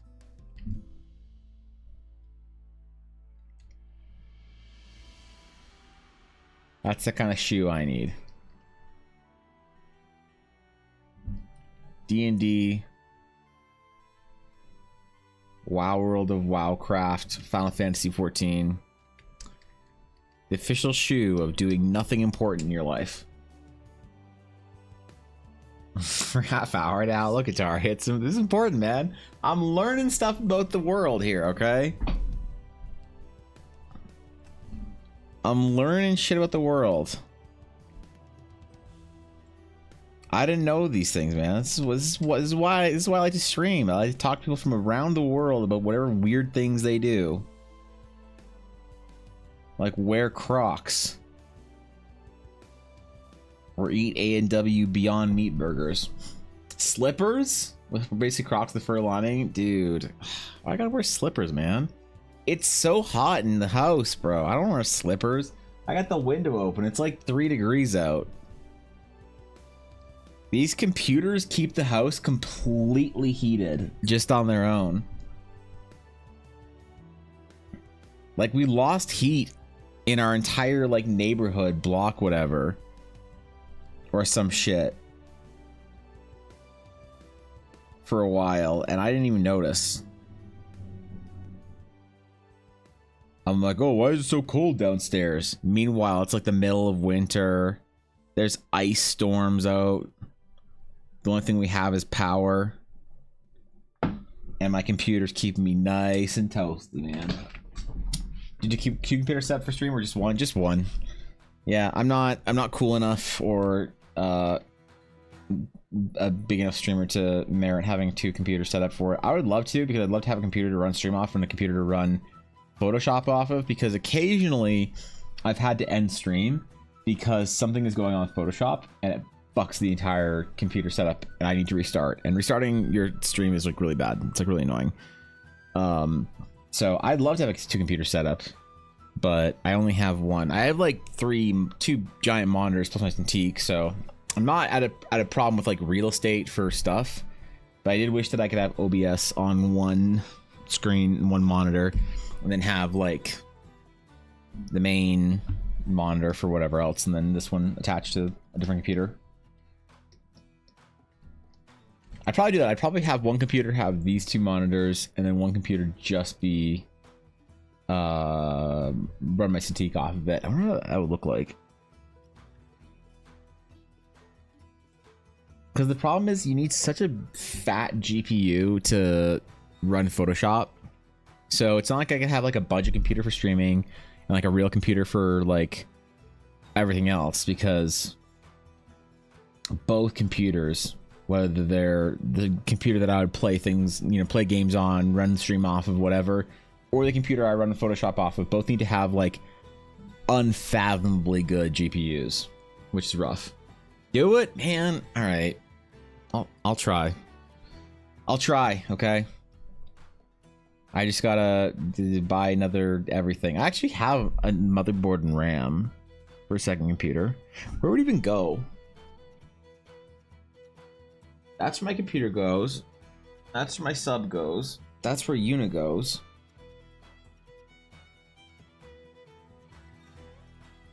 I could evict Una from below my computer so that she never goes beneath my desk again. That'd be kind of nice, actually. I wouldn't like be surprised in the middle of playing games with her just licking my ankles or whatever. Little piece of shit gremlin. You have a laptop with semi-decent GPU and CPU that could probably run OBS and stream? No, I don't actually, unfortunately. I got no laptop. Evan, yes. You'll probably need another bit fund started for another computer. Damn it. Just saying. God. The last bit fund isn't even completed. The last bit fund was something like to buy Una a fancy jacket, or like wasn't the last... No, the last bit fund started. The current bit fund was to buy Una a Louis Vuitton or Gucci dog collar. All right, so what do you want me to do? Buy a second computer so I could be a better streamer, or buy Una a designer collar? Like, I gotta figure this out, bro. This is. I appreciate a bit, Satari. Thank you for that. That's very kind of you. Shit, these bit funds are getting out of control. The last time chat got to decide what the bit fund was, I said never again. That's it. I'm canceling it. Una's not getting a designer collar. Instead, we're gonna put it towards a new tablet, okay? So that I don't have to worry all the time about my tablet breaking on me every time it like sneezes, and I worry that I won't be able to stream for 2 months. How many bits left? I don't know, like what?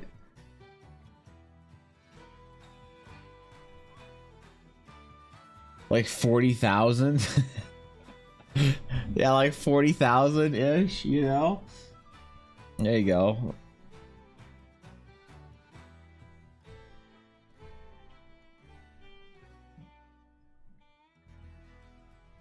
Nothing much, you know, just your average Gucci dog collar. I worry if I ever won the lottery about all the dumb shit Ella would buy for Una. Ella was watching. I wish I could show you the picture. But I took a picture of her last night. Where Ella and Una. Do I have a picture of just Una? Ella and Una were wearing their matching hockey jerseys. List of current ongoing bit funds. Stab it. Louis Vuitton No. collar, steak, New chain. New tablet. Video editor. Oh, come on. Oh, I forgot what the chain. Did I just have a picture of Yuna and her dog? No, all of them have Ella in it. I'm sorry. Yeah.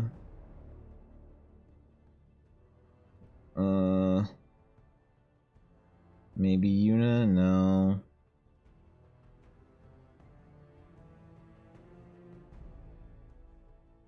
Oh, is this her in her jersey? No.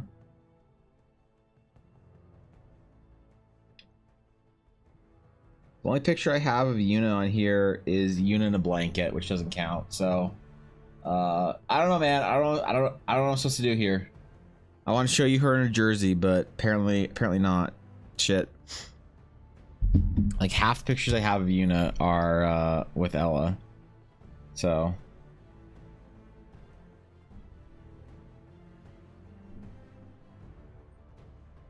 That makes it tough. Okay. Man, I want to figure out what to do with her Astral Atlas. That's like... whoops. Hold on. May I have that unit picture, please? Why do you want that one, too? Come on, man. All right. Busy, you can have...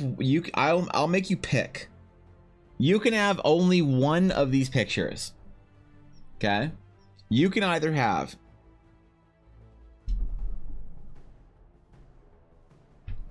Yuna in a blanket. Or...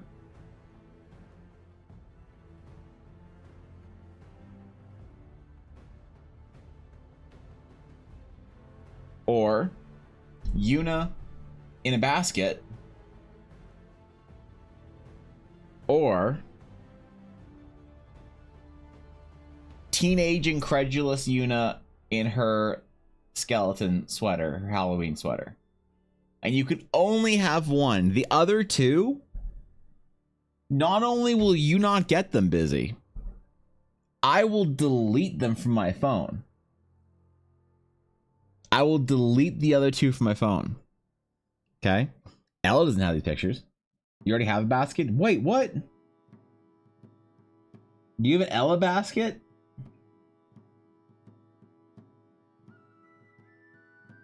Okay, what about a video of Yuna and I playing on a hotel bed in Edmonton?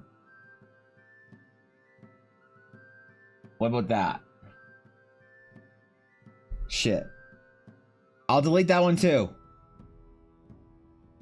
And you know what? Just because you're talking back, I'm gonna delete the basket picture. All right, it's gone. It's gone. Can Bizzo have one? Loon have one? Me have one? No! Damn it! Send video. You choose video. All right. All right. I'll upload video to Discord, and I'll delete the basket photo. I'll delete the blanket photo, and I'll delete the teenager in hoodie photo. VOD is the pictures and the VOD goes to Bizzo, but it's not high quality. All right, what are you gonna do? You can't print that off. You can't print off a tiny little screenshot section of a tiny little of my phone. I mean, you can, but I mean, that's pretty five-head. Goddamn, bro. Goddamn, I gotta delete the VOD. Mods, delete the VOD. Mods, delete the VOD before Bizzo can get it. All right. Yep. What do you mean? Yeah, upscaling? Oh shit, you're right. Mid-Journey. Hey, Mid-Journey. Please draw Yuna in a hoodie in a basket.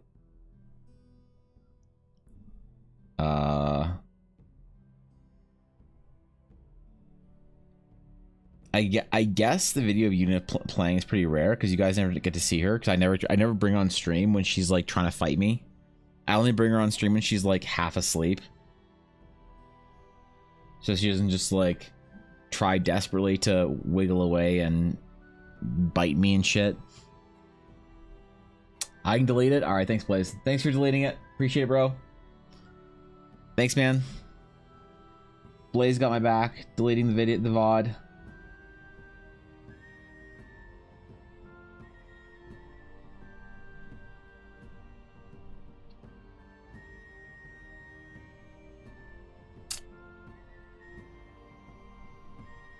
I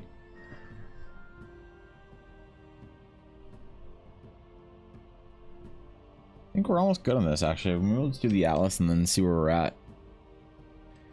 I think the piece is basically almost finished. There's like, what else do I want to do? Finish the cloud pattern. We finished the cape-ish. Figure out if we're doing the like wing type thingies, but probably not. And then the Astral Atlas. The last piece of Astral Sage tech. Delete the VOD. Yep. My dog's demanding attention. I think he wants a walk. I'm lazy AF though. That's always a problem. That's always a problem I have with Una. When she wants attention, but I'm like, I don't want to play with you. I don't. What do you mean? What do you mean we have to play, go for a walk, and all this shit? I just want to sit and play video games, bro. Like AI art. AI art is interesting to me, but ultimately, I don't know. I don't have particularly strong opinions. I'm not like mad about AI art. Lots of people are mad about it. Lots of artists are like losing their mind, angry about it. I just don't care that much. It's interesting, but I don't feel threatened by AI art, I guess. Not. Oh wait, there we go. It's cool, but it's like a little weird, a little cringe, and you can't really use it for anything much. Can't use it for like production or film or game companies or whatever because of copyright issues. So the only people using AI art right now are just like more or less hobbyists, and that's cool.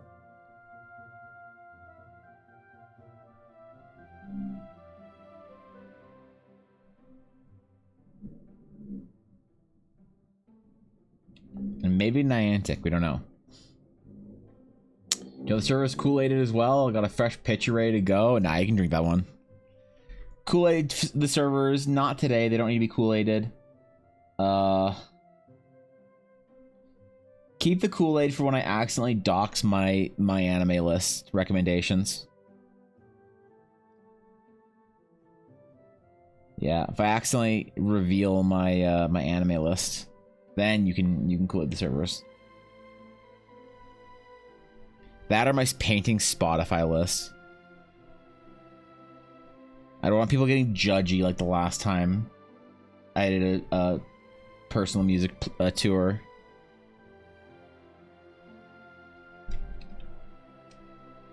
Either one of those and you can Kool-Aid it.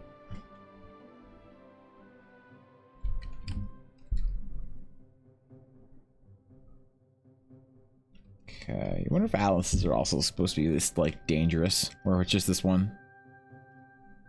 Probably all of them anyway. Save private copy and then Kool-Aid servers. Oh, okay, yeah. Wait a minute. That's not how this goes. Leave it as XP. Get 100 XP for boiling pasta, 50 for the sauce, 50 put it together. For cooking. What do you get when you level up, though? Is that how you get through difficult tasks, Viddy? Think of it as an RPG? You've gamified and optimized your life? Fuck. So that's how successful people do it.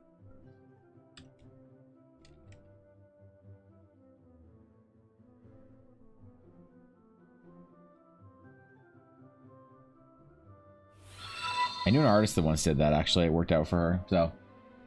Yo, thank you, Spec Ops Fox, for the follow. I appreciate it.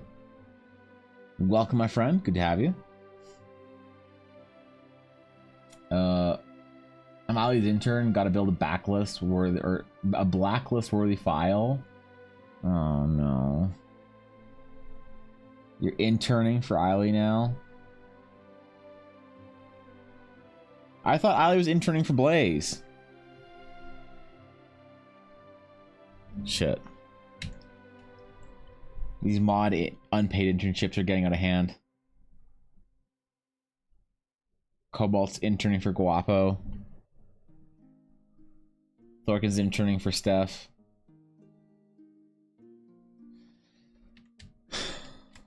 It's a whole thing now. All right.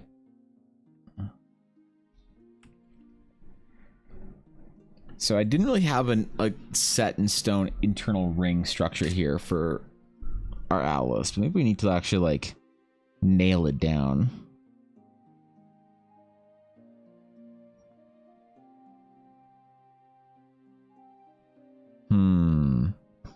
Mechanics of how it works. Let's see. I said I wanted each Atlas to be different depending on what the sage needed.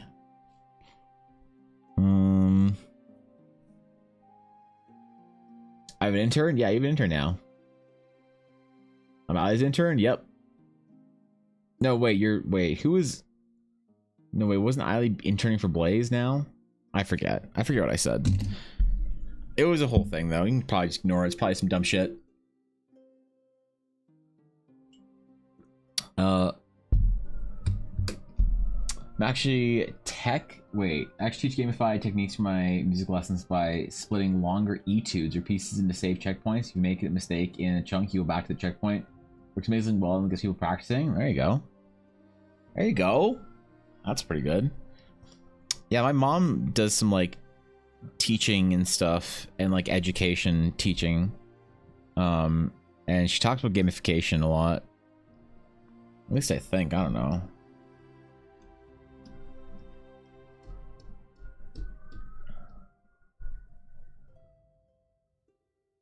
It's been a while, understandably.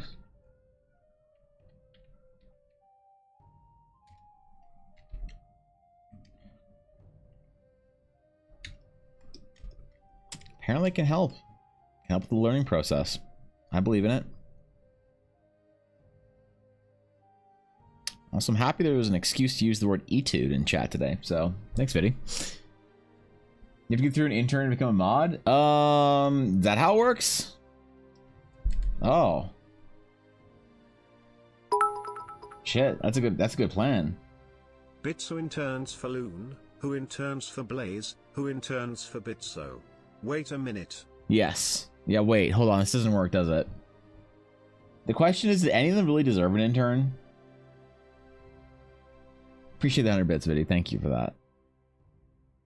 It's very generous of you. But I think, yeah, hold on. I didn't think this through.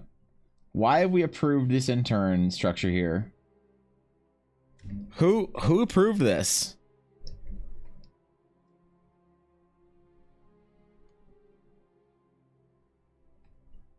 I feel like I need I need some papers on my desk.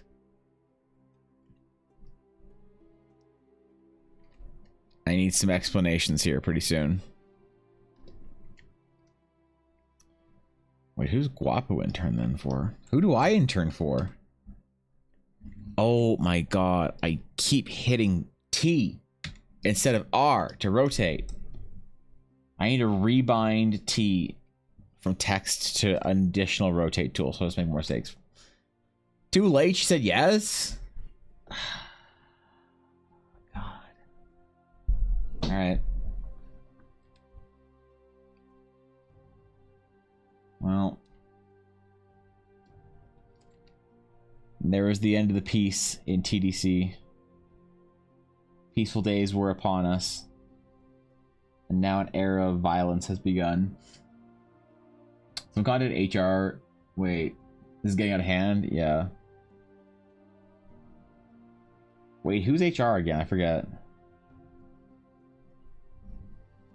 Do we even have an EBA HR? Well, I guess Fishy can be HR now.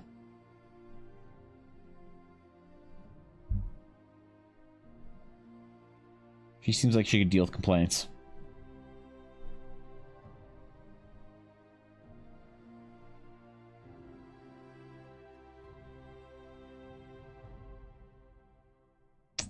Okay.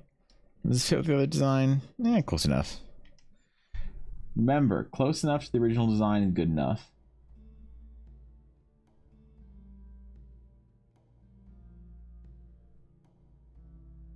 There's never an expectation to get it right. Just almost. I call this an HR because I have the most human resources. So having a basement full of, yeah, that doesn't count. That doesn't count, Eiley, okay? You need to be like good with people and conflict resolution to be HR.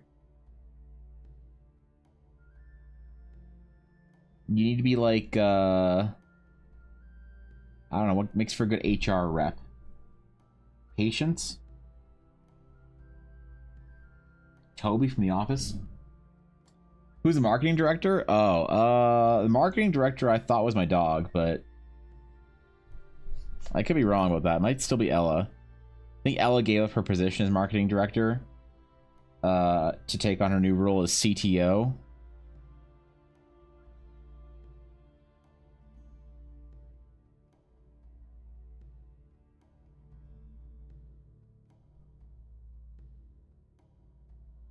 Although she hasn't been fulfilling her responsibilities, it's mostly been for memes, so I'm disappointed.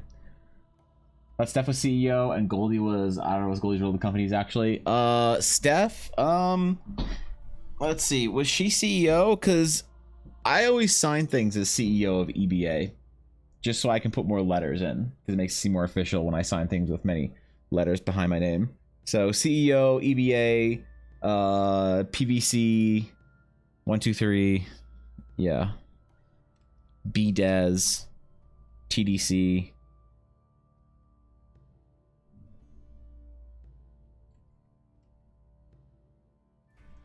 Well, if Yuna is the marketing director, then what has Yuna been getting paid for?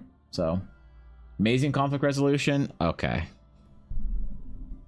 Alright. You have been policing the Great Bizzo Blaze War of 2021 for a long time now, so you could be the company mascot. Oh god. Do we have to pay her like an influencer contract or whatever? That HR just crashed people's hopes and dreams. I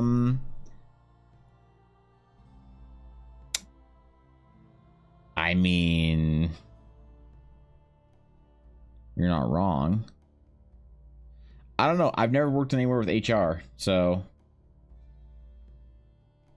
Wait, that's not true. Best Buy had an HR department. We didn't have an HR rep at the store, though. We were told that if we ever had any complaints, to talk to the store manager instead of the HR number. We're like, what if we have complaints with the store manager? Oh, well. Oh, well, too bad at that point. Are we doing half the character? I'm not sure. Yeah, I don't know. Got a couple projects on the plate.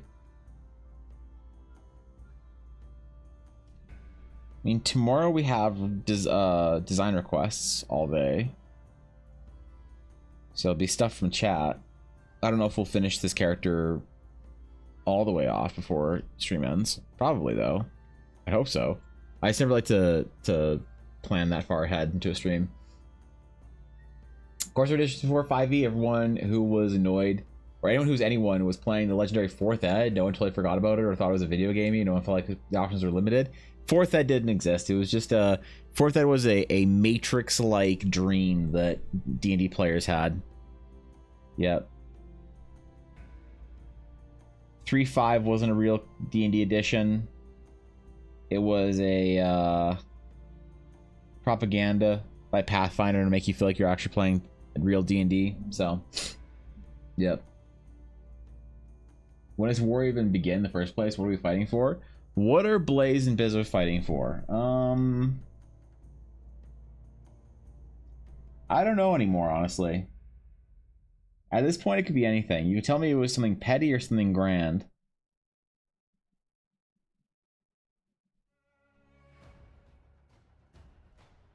The long-time feud has come to fruition.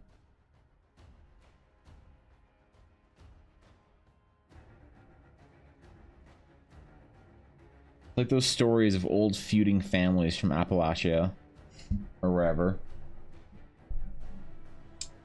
Or that was an MK Ultra psyop. Oh god, that's what happened. You're right. Wait, does Joe Rogan know about this? Shit. We need to expose it. The answer to the title question, there were editions before 5e, but they all existed before the fall of the Roman Empire. Oh, that's pretty recent, actually. Is that why everybody's afraid to lose their D&D character? Because back when we played real D&D, you had to be like a strong farmer that could fight in a war. And now you can be like a little Sag Doge meat. You know, with like Buff Doge and Sad Doge. First Ed goes back to ancient Egypt. Yeah, they're playing First Ed when they were building the Great Pyramids. They're like, man, I'm bored from moving stones around. Let's play some Dungeons and Dragons first edition. Let's see how far we get, boys.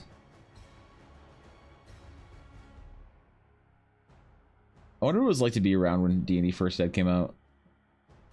That was back when it was like super unmainstream. When it was like hated, you know? If you were a D&D player, well, you were trying to kill grandma. You were some sort of a satanic creature. Ooh, I like that. I wonder if the Atlas is even necessary for sages, to be honest. The Library of Alexandria was just a big game shop. Yeah, that's why they burned it down. They got tired of it, man. They're like, get out of here. We got it. Only one game shop can exist, and it's not this one. It sucked, not gonna lie, made it way harder to kill grandma. Yeah, what are you even supposed to do, man? How do you... Because everybody thinks that you're satanic cult, or now you're just playing D&D. You're like, I swear, I'm actually trying to summon Asmodan. I'm not just trying to play Dungeons and Dragons.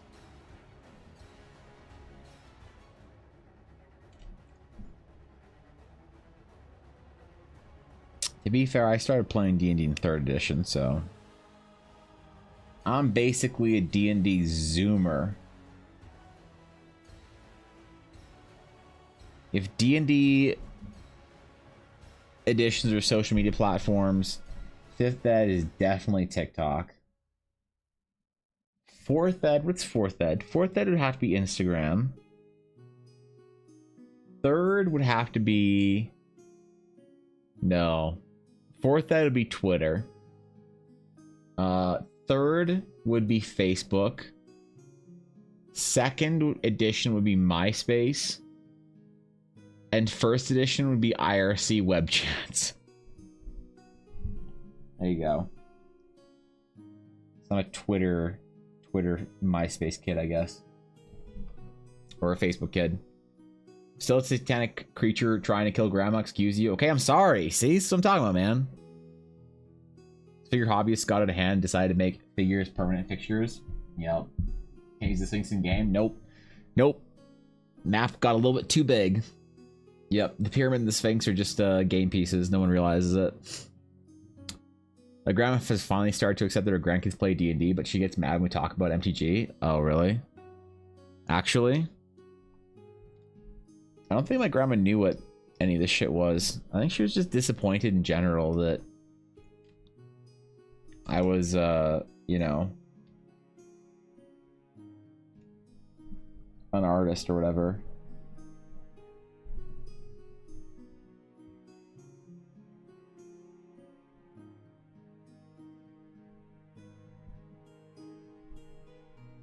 My one grandma understood because my grandpa on that side was a D&D nerd. So she's like, ah, for fuck's sakes, we got another one of them. God damn it. You know? 4th is TikTok? No way, dude. 5e is TikTok. Absolutely. How is 4th Ed TikTok? You actually had to have attention span to play 4th Ed. Yeah. First Ed would be MS-DOS? No, that's you can't be social. The cringe is genetic. It absolutely is, man. My mom played D&D. My grandpa taught her how to play D&D. My grandma's like, ah, damn it. I fucked up.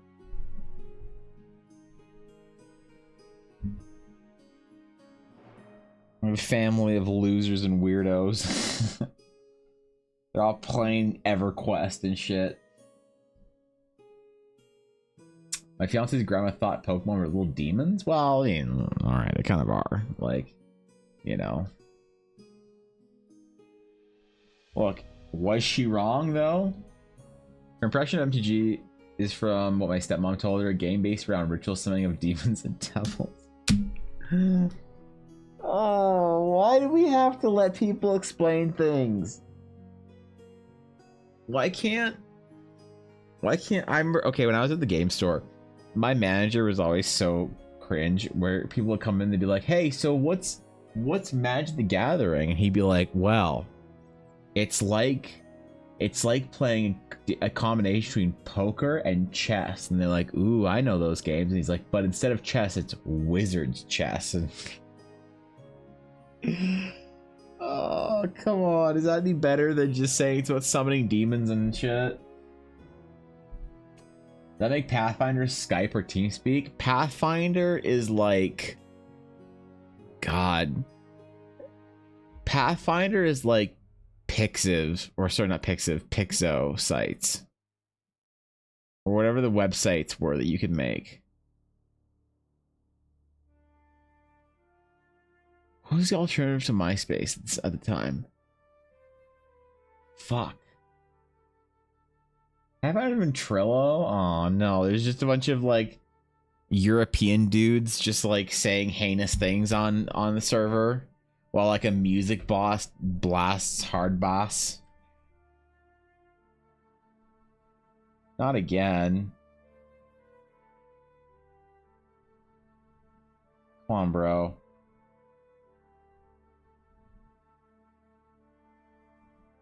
I've used it all, man. I've used TeamSpeak. I've used Ventrilo. There's nothing like falling asleep on Ventrilo with the boys. You know? And you're all playing World of Warcraft. And y'all decide that it's time to get cozy and go to sleep. And y'all got your headsets on. You're all in bed. And you're like, hey guys, is anyone else still up? And when your homie's like, yeah, man, I'm still here. You're like, hey, man, just hey, good night. Yeah, good night, bro. And you go to sleep. And then you wake up in the morning and you hear your friends are all playing World of Warcraft. You're like, boys, I'm awake. I'm awake. Let's play. Let's go on an adventure.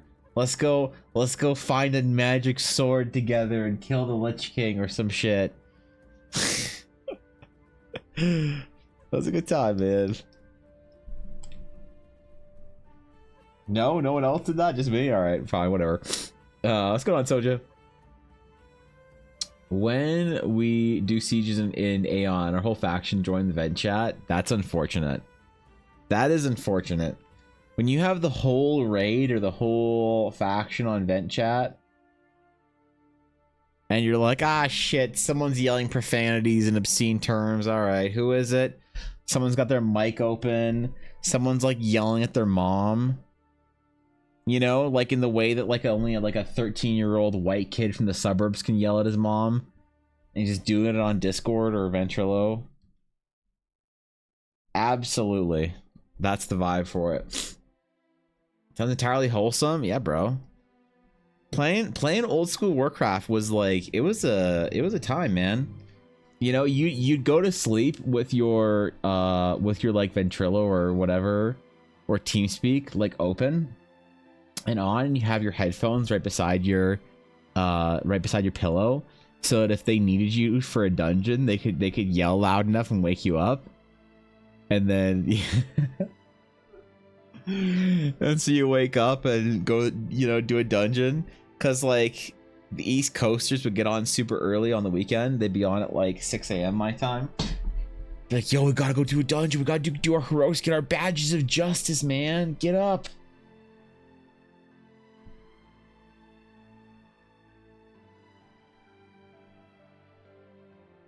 Nothing like playing some Warcraft in 2008 with the homies. Sometimes I get sad that like Warcraft and stuff and games and whatnot aren't like they were when Warcraft was popular. And it makes me a little bummed out. But sometimes I remember that I got to see it anyway, that I was there for it at all. And it makes me happy. even if those days of games being something where people really like, you know, form communities and strong bonds and shit over like MMOs where they're, you know, they're just always playing, they're always online.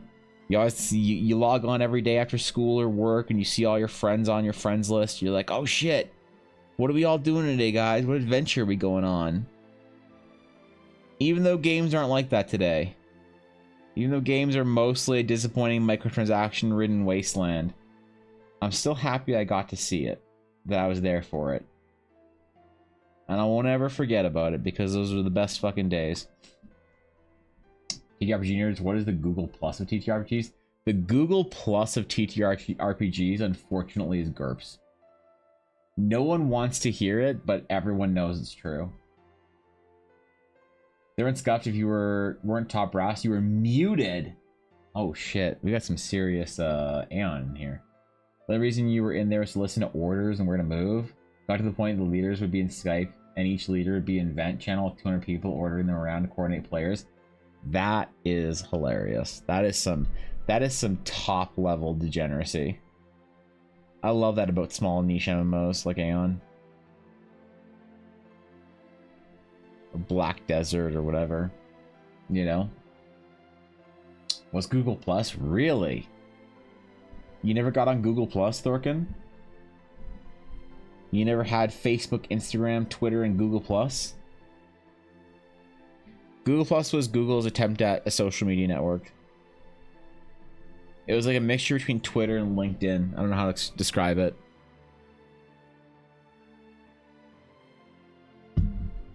Didn't work.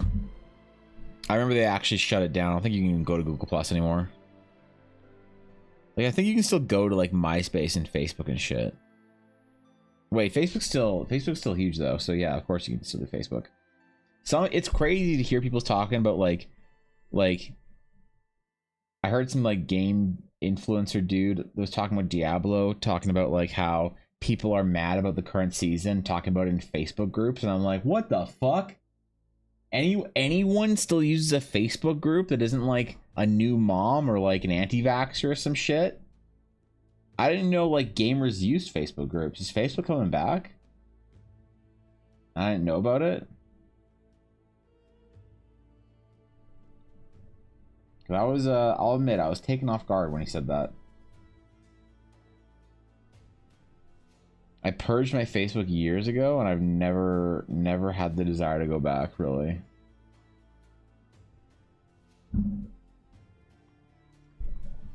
I don't need to remember the cringe things I said in 2012 when I was in university, or the dumb jokes I thought were funny in 2009 when I was graduating high school. I don't need that forever record of me on the internet, always there so I can go read how weird and cringe I was. 2019, alright. Is the Facebook meme group still the most vanguard and hilarious memes on the internet? No cap? Really? Do I have... I think I have like an art Facebook, I think. Right? Facebook... Log in or sign up. Evan Blair Art. Let's do that one. Email is not connected. Well, apparently I don't have a Facebook. I thought I did. Apparently it's just non-existent. I ain't worried about it. If you ain't worried, I ain't worried. Okay, this is dark. It doesn't feel right. Feels like this is too light. No, it fits. It's the same dark. Why does this feel so much lighter then? Wait, how does it look together? It looks okay. Strange. First semester of college, out HOD, talking major shit about anyone who didn't use Facebook and constantly raved about it. Really? Really? You had to use Facebook? Holy shit. People are still on that shit. Wait, does MySpace still exist? There's no way MySpace still exists.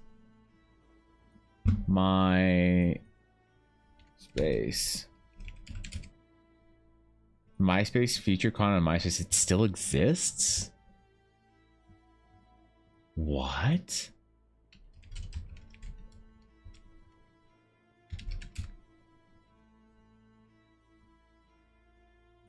MySpace still exists. Holy shit. How did MySpace still exist but not Google Plus? Sign up?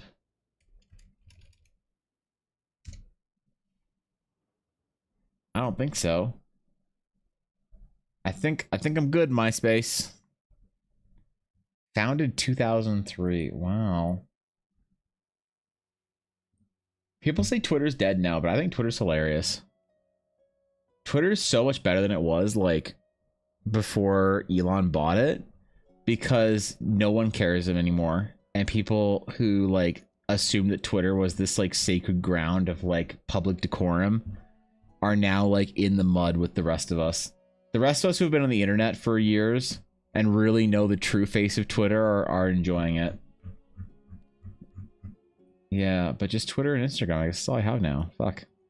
Well, Instagram's kind of Facebook now, right? So if you actually use MySpace though, Google Plus is the ghost town. LinkedIn is the true, like, LinkedIn is the true place to find wait, do I even have LinkedIn? Please solve the puzzle to verify so know you're a person. Please select the image is the correct way up. Okay. No, I'm not a bot.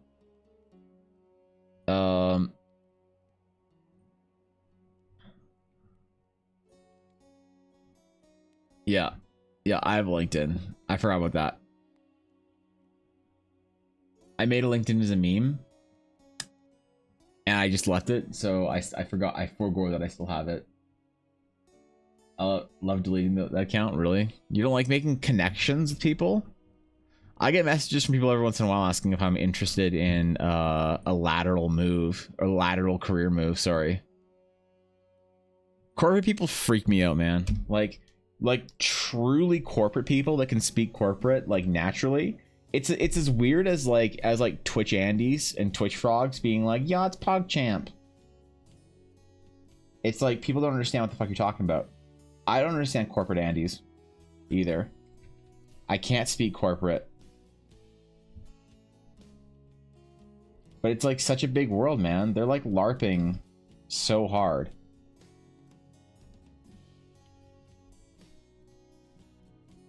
I kind of respect it, actually. Primarily because Google Plus was a huge money sink and MySpace had a bit of a revival during COVID. What? Who was going on MySpace during COVID? What the fuck? Made a LinkedIn account for class assignments, not even sure if it still exists. Probably does. A college assignment to open a LinkedIn account? Oh shit, you guys went to the same college. Ah, what the fuck? You guys were in the same class. Who knew? That's crazy. No, I think the only social media stuff we had in art school was to create a blogspot website. Actually, oh my god, does that still exist? My art school blog?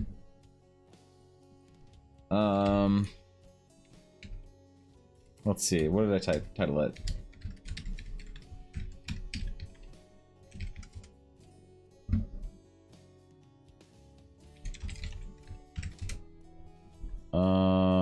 Let's see. What happens if I search my name? That art used to come up when I searched my name.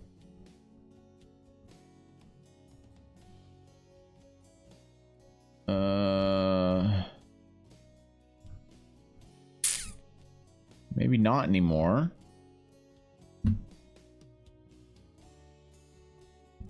Instagram, no.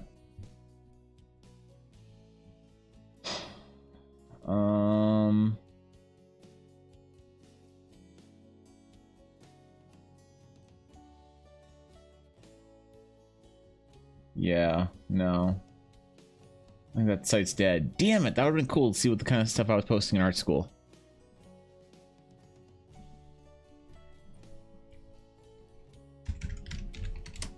Try one more thing. No. No, never gonna happen. It's dead in the water.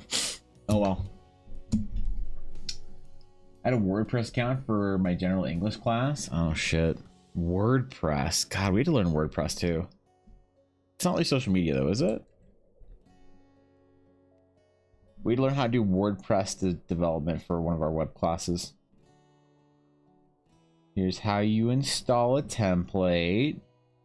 Here's how you accept payment. Wow, this is easy. I should be a web dev. Yep, you can be a front-end web designer for all the big companies in your city. You know how to use WordPress. Okay.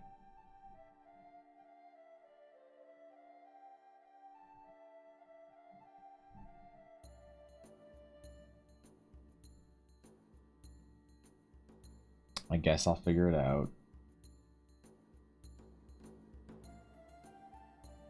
I'm glad I never really did a lot of web stuff. Whenever I had a design project that had to do like a lot of web shit, I would just hire somebody for that. It was always higher budget stuff, so I had the budget to hire a web person.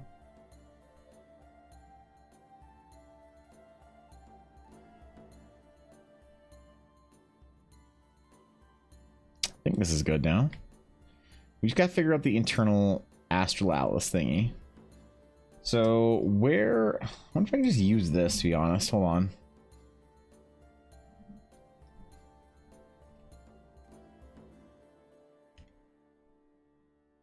That actually isn't bad. I can just use this line work. Okay. Easy. God. Give me so easy.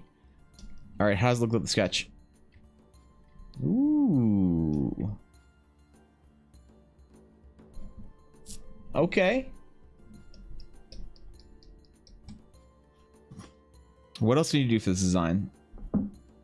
I didn't want to do anything that like really was adventure-y. Like I wanted this to be more of like the example astral sage. Like more of an order sage, not like Rosa, who's a deviant.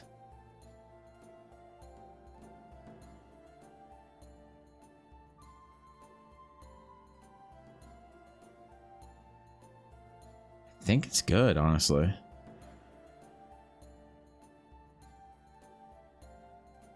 What's going on here? Oh, her necklace is fine. Never mind. Never mind.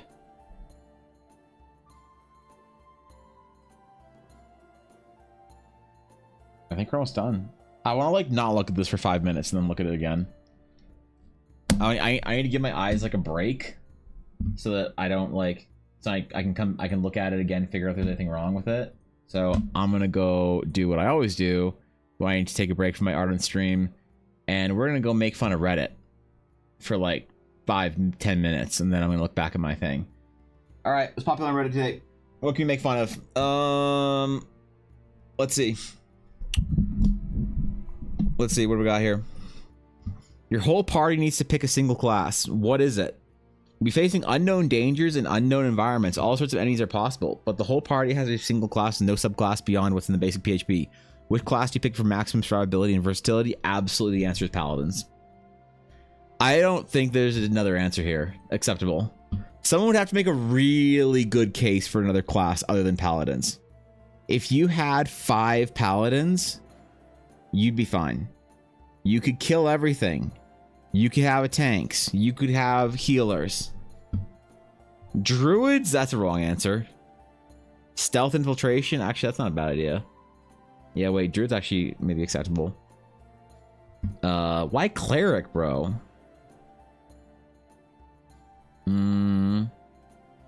Is anyone gonna try and make a case for like bards or something? Probably not.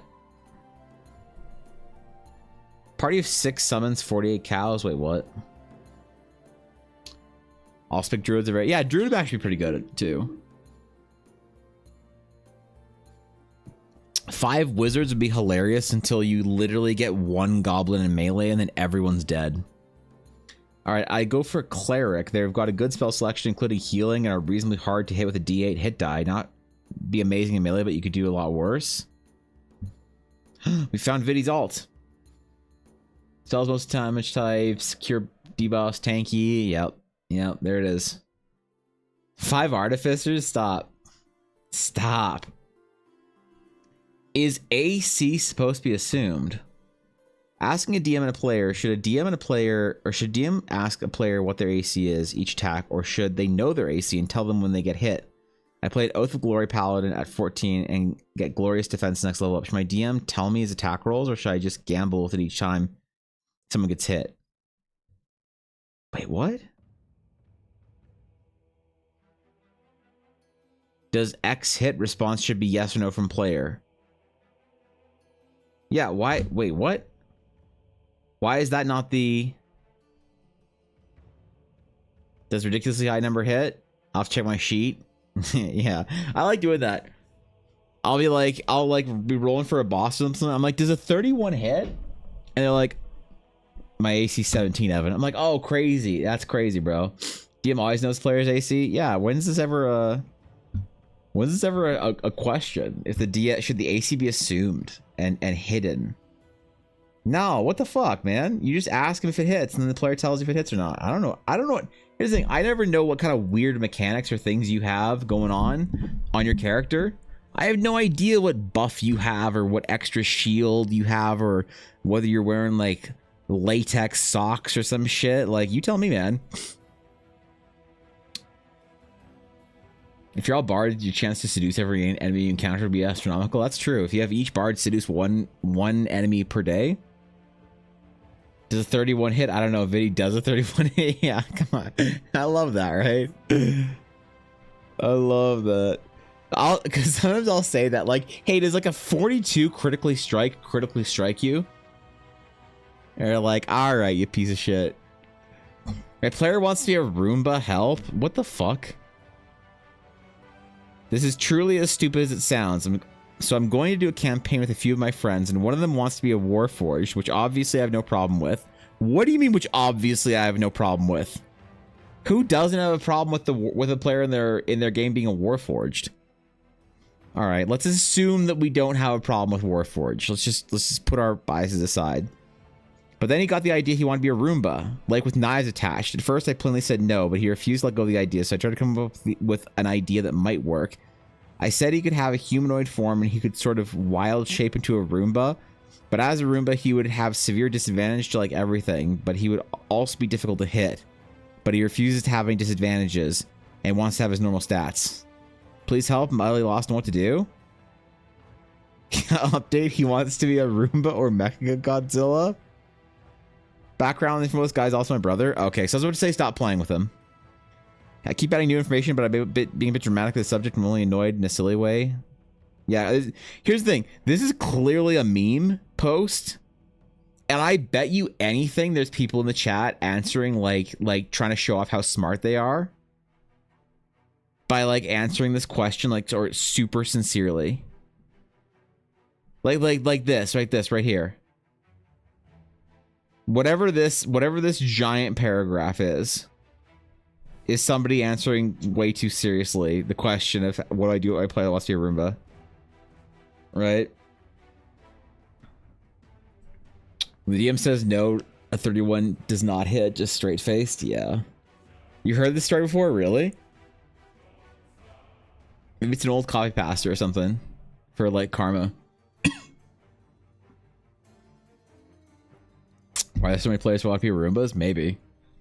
Those scenarios are why I don't play D&D with real people. You just play with what? AI tools and the books of the old ways. A player quit because a ghost made him old? But did the ghost make him not hot? I am the DM. The player quit today and I need to vent. First, the details. Oh boy. We'll read the first and the last paragraph. Last night's session started off with a combat with 6 level 6 characters. One couldn't make it because she was sick, so we were down by 1 player, the Twilight Cleric.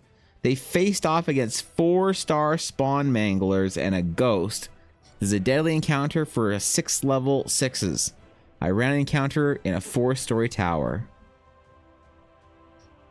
Edit once more with feeling. I've been so invested in this today. For those that want more details, the encounter wasn't the issue. If, though... Wait, okay, so where was the player mad? Party was split. As a last-ditch effort, the ghost to neutralize the foolish mortals for disturbing his tower, he used horrifying visage on the warlock.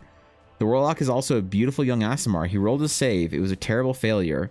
But not nat 1. And according to horrifying visage, if the save fails by 5 or more, the target also gets aged by 1d4 times 10 years.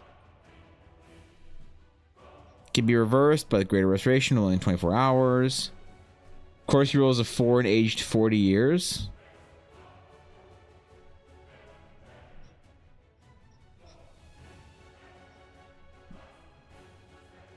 You changed my character without my consent.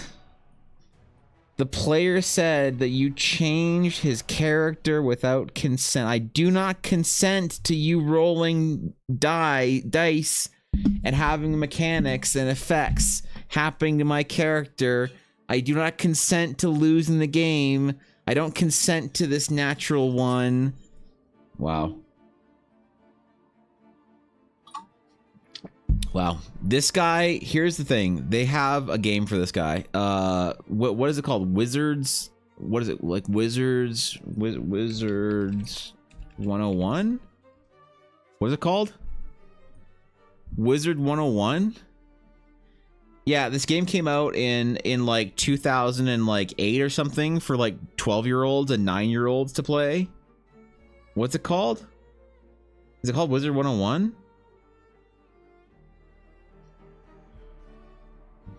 Yeah, this is probably what the guy'd prefer to play other than D&D. Notice my homeboy Wizard 101? I ain't dissing anything, but you know I'm right. Wow. You guys consent to the DM changing your character? Question, why was the original 5e Ranger so poorly designed? The question is the title. Just wondering what happened during development that made the WotC designer say, nah, dude, this sounds great, when it's so obviously flawed. Dude, I should ask this question right here in Vidi's stream the next time Vidi and CJ are chilling, just to watch them talk about this for 3 hours. I could, dude, this is some deep D&D rules discussion. All right, like you could get some actual DMs that like know some shit about the game to talk about this shit for 3 fucking hours. I think the issue is, when it comes down to it, Wizards created a class for RP and nobody cares about that. I drew a token of an Elder Brain Dragon.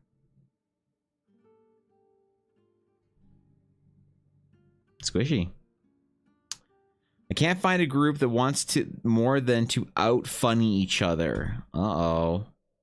Uh-oh. Guys, we found Atari's alt account.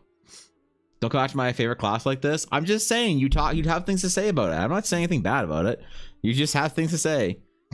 I love D&D and have played it since the days of AD&D 2E, but any and all groups that I get together just evolve into memes and nonsense. Not nonsense, man. It's like our games turn into Monty Python games. There's room to have fun, and I don't require some sort of grave decorum at all times, but honestly, it's hard to run a story that has any gravity to it when everyone's just doing the goofiest shit they can think of in a manner that almost feels like they're afraid or embarrassed to be serious about the game in front of others. What do? I live in a small country, and there's limited options in the D&D community. I have all these ideas for adventures that require taking the story seriously and approaching it with level-headed realism. But every time I try to put these into practice, it just all boils down to, ha ha ha, then I throw the party's nomad. Then I throw the party's nomad him, Lamau. Even if I try and point out there's some degree of seriousness to the adventure, they always just do the dumbest, most cartoonish shit they can think of. No matter how much I try to put it into sober NPCs and evocative descriptions, it devolves into, if I flash my tits at the mayor, can I roll persuasion with advantage? And you know that it's a guy saying this. You know it's a big fat dude in your group, let's say, that's playing like a pretty like tiefling warlock or whatever, that's doing this, that's saying that. All right, 0 girls at the table are saying this about their characters. I think the problem here, in my professional opinion and advice here, I think the problem is right here. I think you fucked up. I think this is a completely you made your bed, now you have to lay in it. You decided to live in a small country. All right? You should have moved to America, but you didn't, and now you're screwed. Now you have the 3 other Romanian D&D players or whatever made up country this person lives in, like Tahiti or like, you know, Bosnia or like, I don't know, Belgium or whatever made up country this guy lives in. You fucked up, man. You should have just been America. You should just moved to America. That in America, in a big country, they take D&D serious. D&D in America, China, and Russia is nothing but the seriosity of D&D in the largest nations of the world is of the most paramount concern for the citizenry. So I think you fucked up, man. I don't know, man. Like there's nothing wrong with throwing the gnome at the but I get it. I don't play with players that are just trying to be ridiculous the entire time. But I think you as the DM have the entire, like, you have so much power to sort of like push the party into a direction of how you want to run the campaign. I think this is a get good at DM or find new players. Made up countries like Canada. Canada's not made up. Canada is just waiting to be conquered. Canada is like America. It's like the PTR realm. You know, when you go to like you playing an MMO and they release new features on the PTR and then eventually the PTR goes live. Canada is the PTR for America, where we try things like healthcare and maple syrup, and we're waiting for America to invade us so that we get to join up, and we get what America gets out of it is they get a culture of healthcare and maple syrup. And what we get out of it is access to American Amazon Prime and American free shipping from websites. So it's a pretty good exchange. We're just waiting for it. No, Canada's not made up. It's very real. It's you know, how can you not be real when you're a growth on the north side of the only country that matters? Does the BBEG need to be able to fight to be a satisfying villain?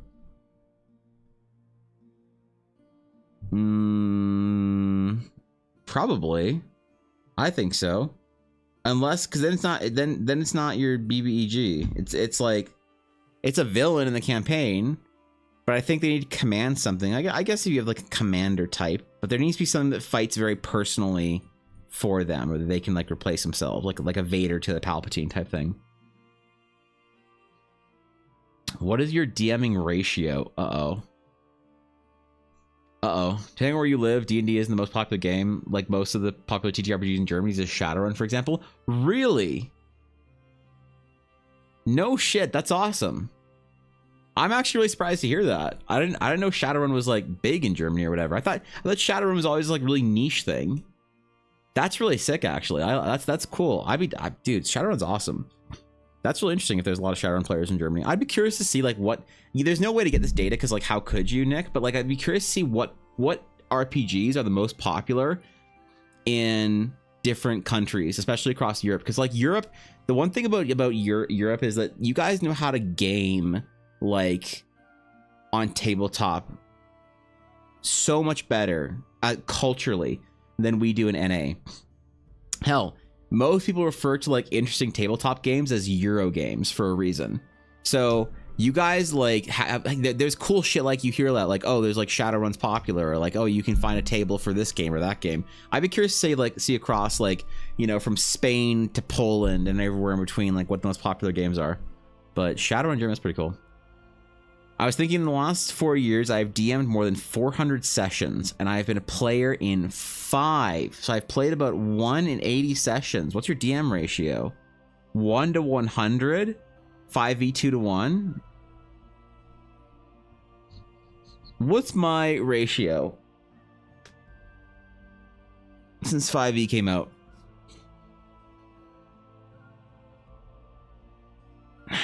Since 5e came out, it's probably like 50 to 1. I'd say. Because like if we take, when did 5e come out? 5e came out like 10 years ago ish. And on average, I probably play one game a year, maybe 2 or 3. So yeah, maybe like 25, 30 to 1. I don't know.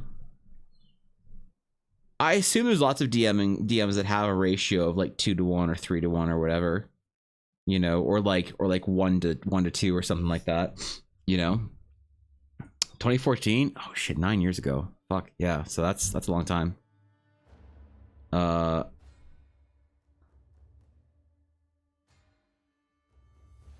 Necromancer brings out zombie beholder. Level 6 cleric succeeds on the turn undead. Boring. You plan to switch from 5e when the next edition releases. Oh shit, this is gonna be good. I want to see what people say about this. I may be totally wrong about how WotC plans to release the next edition, but assuming it's a new PHB, DMG, MM, RPG, 123, PVC, do you plan to buy them all and swap over? It seems like a lot of people have really committed to 5e and so on. I was wondering what community's general opinion was. This has happened every single edition that I have been alive for.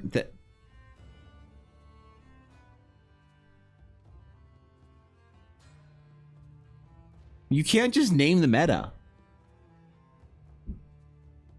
and just expect to earn a perfect 10. I can't just look up monkey. All right. God damn it. Thank you for 100 bits. Thank you. I appreciate that, Doria. How was Warframe this morning? Why not? I guess you're in charge of the meta. 26 other people here wondering what happens here. Okay, what do we got? For me, I'll play whichever edition is the most players. It's hard enough to get a group together without taking whole segments out due to edition preferences. Hell, I would learn a completely different TTRPG system altogether if D&D weren't the most popular. Wow. This, I prefer GURPS and B-Thorm game system. Oh, so this person is what we call a hipster. But D&D 5e is most people who know the system and likely have a few characters ready. Yeah, this is actually true. This is actually true. If I could develop content like the Astral Sage class for any edition of D&D, it'd be 3.5. I wouldn't be doing it for 5e. The only reason I'm doing it for 5e is because I don't know anyone who plays 3.5. Legitimately, I have never, since I've started streaming, in all 3 years and 3,500 followers, in all like 1,000 live streams I've had, I've never had someone come in that says they don't play. They've never tried 5e. They just play 3.5. They never like I have people who play 3.5 obviously, but I've never heard ever someone say that they've never tried 5e. Everyone like only plays 5e. No one plays 3.5 ever. We do the new edition question. Yep.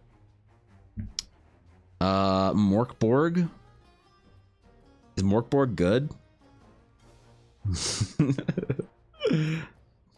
Currently my impression of 1D&D is largely an excuse to paint a new round of the 3 books. Might be a bit more newbie friendly. Nothing about it feels better than the current 5e. Has anyone actually had an experience with 1D&D?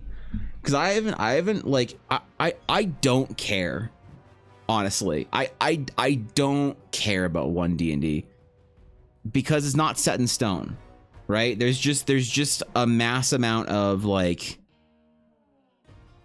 changes and whatever, and we got to see who's playing who like how much can we change this? Is it this? Is it good? People like this? They not like this? What makes this more popular? More money, you know?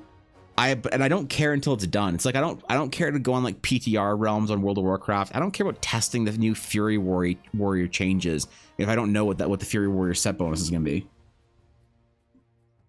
So I don't have much interest in trying 1D&D, but I haven't heard anyone besides Mendari say anything about 1D&D, and she said it was cool. But I don't know. I don't know what's different about it, right? My dad is determined to stick with the AD&D. He won't come to the table if it's any other edition. What a G. What a absolute lad. That's I like that, Chris. That's good shit. I played 3.5 Pathfinder and 5e. Do you like 3.5 compared to 5e though? Haven't heard anyone actually play testing 1D&D. Yeah, I don't think I have, like, besides Mandari. What's up, Fishy?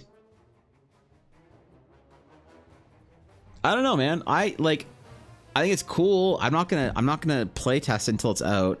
If they ask me to spend $200 on a new D&D edition, I'll probably do it. I don't have, honestly, I'm like pretty critical of like Wizards trying to gouge our money and stuff like that, which is like, I don't use D&D Beyond. I don't even know how D&D Beyond works. When my players use D&D Beyond, it frustrates the hell out of me because they're like, Evan, how do I add this custom item to D&D Beyond? And I'm like, I don't fucking know.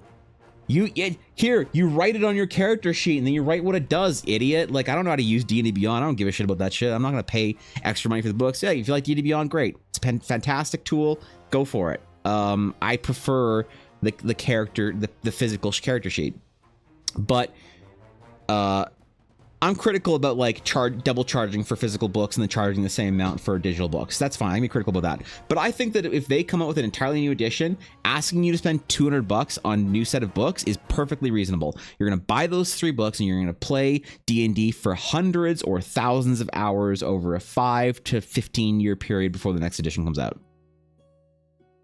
So if one D&D comes out and they say new PHB, new MM, new DMG, I'll probably buy the DMG and the PHB. I don't care about Monster Manual because it's content. I never really buy like in-game content for D&D because I write everything is homebrew. So I don't care like what the new zombie abilities are or whatever. I'll write my own monsters no matter what. Maybe it'd be fun to look through and like talk about it a bit, but maybe I'd buy it though because it's fun to have the Trinity, I guess, together. But I don't think there's anything wrong with that, with buying a new edition. I don't find $200 for a new set of books all that unreasonable. And I think that honestly, if you're a group of players and your DM, you're expecting your DM to buy these books and shit, I think helping your DM pitch in for books is always a really great sign of like, you know, like the versatility 3.5, since there's a ton of options. I agree. 3.5 is brilliant. I've just sent you something very important for you to look at in your at your next possible moment. All right. If this is a picture of feet or boobs, I'm gonna let's see. Wait. Okay, that was dangerous. What the? I almost had a mini heart attack there when I saw that it opened up on the main monitor.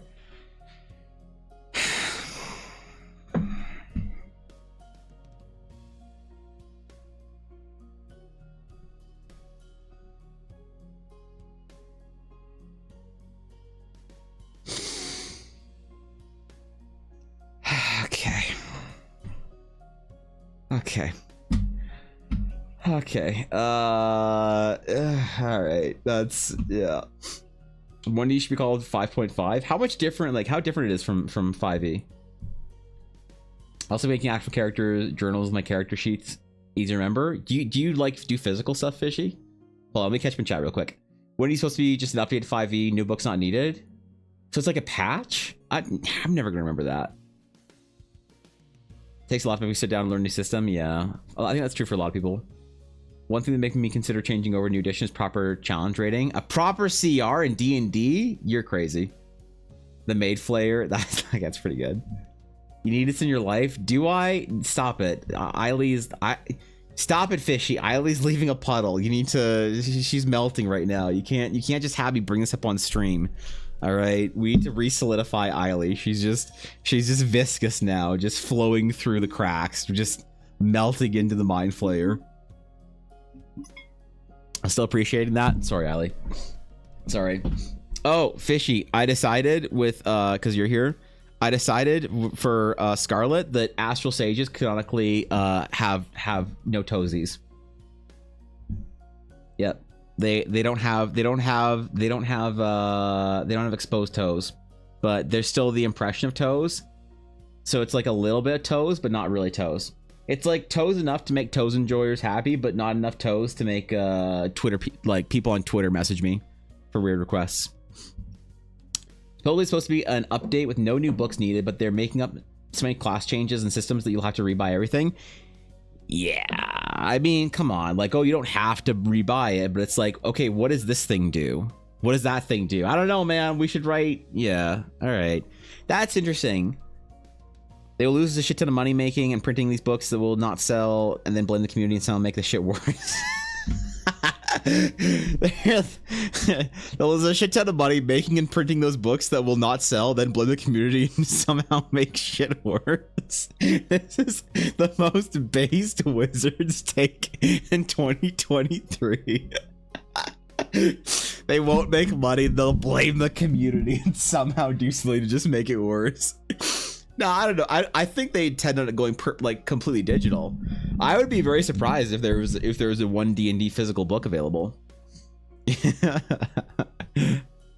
Yeah, I think it isn't to me the meta of one D&D isn't that to just try and move everything over to D&D Beyond and digital, because they make so much more money. Like, the thing is, if you understand Wizards of the Coast not as your D&D company, if you understand the Magic the Gathering side of Wizards of the Coast, it changes your perspective on this a lot. But almost nobody here, and I include you in this too, Blaze, because you're newer to Magic and not because I'm like dismissing you or anything.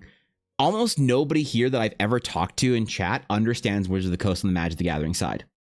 It's very rare when I have a crossover of somebody who deeply understands Magic and also is like finds their way to my stream and wants to talk about D&D. It's very separated. D&D players don't play Magic. Magic players don't play D&D. It's very weird.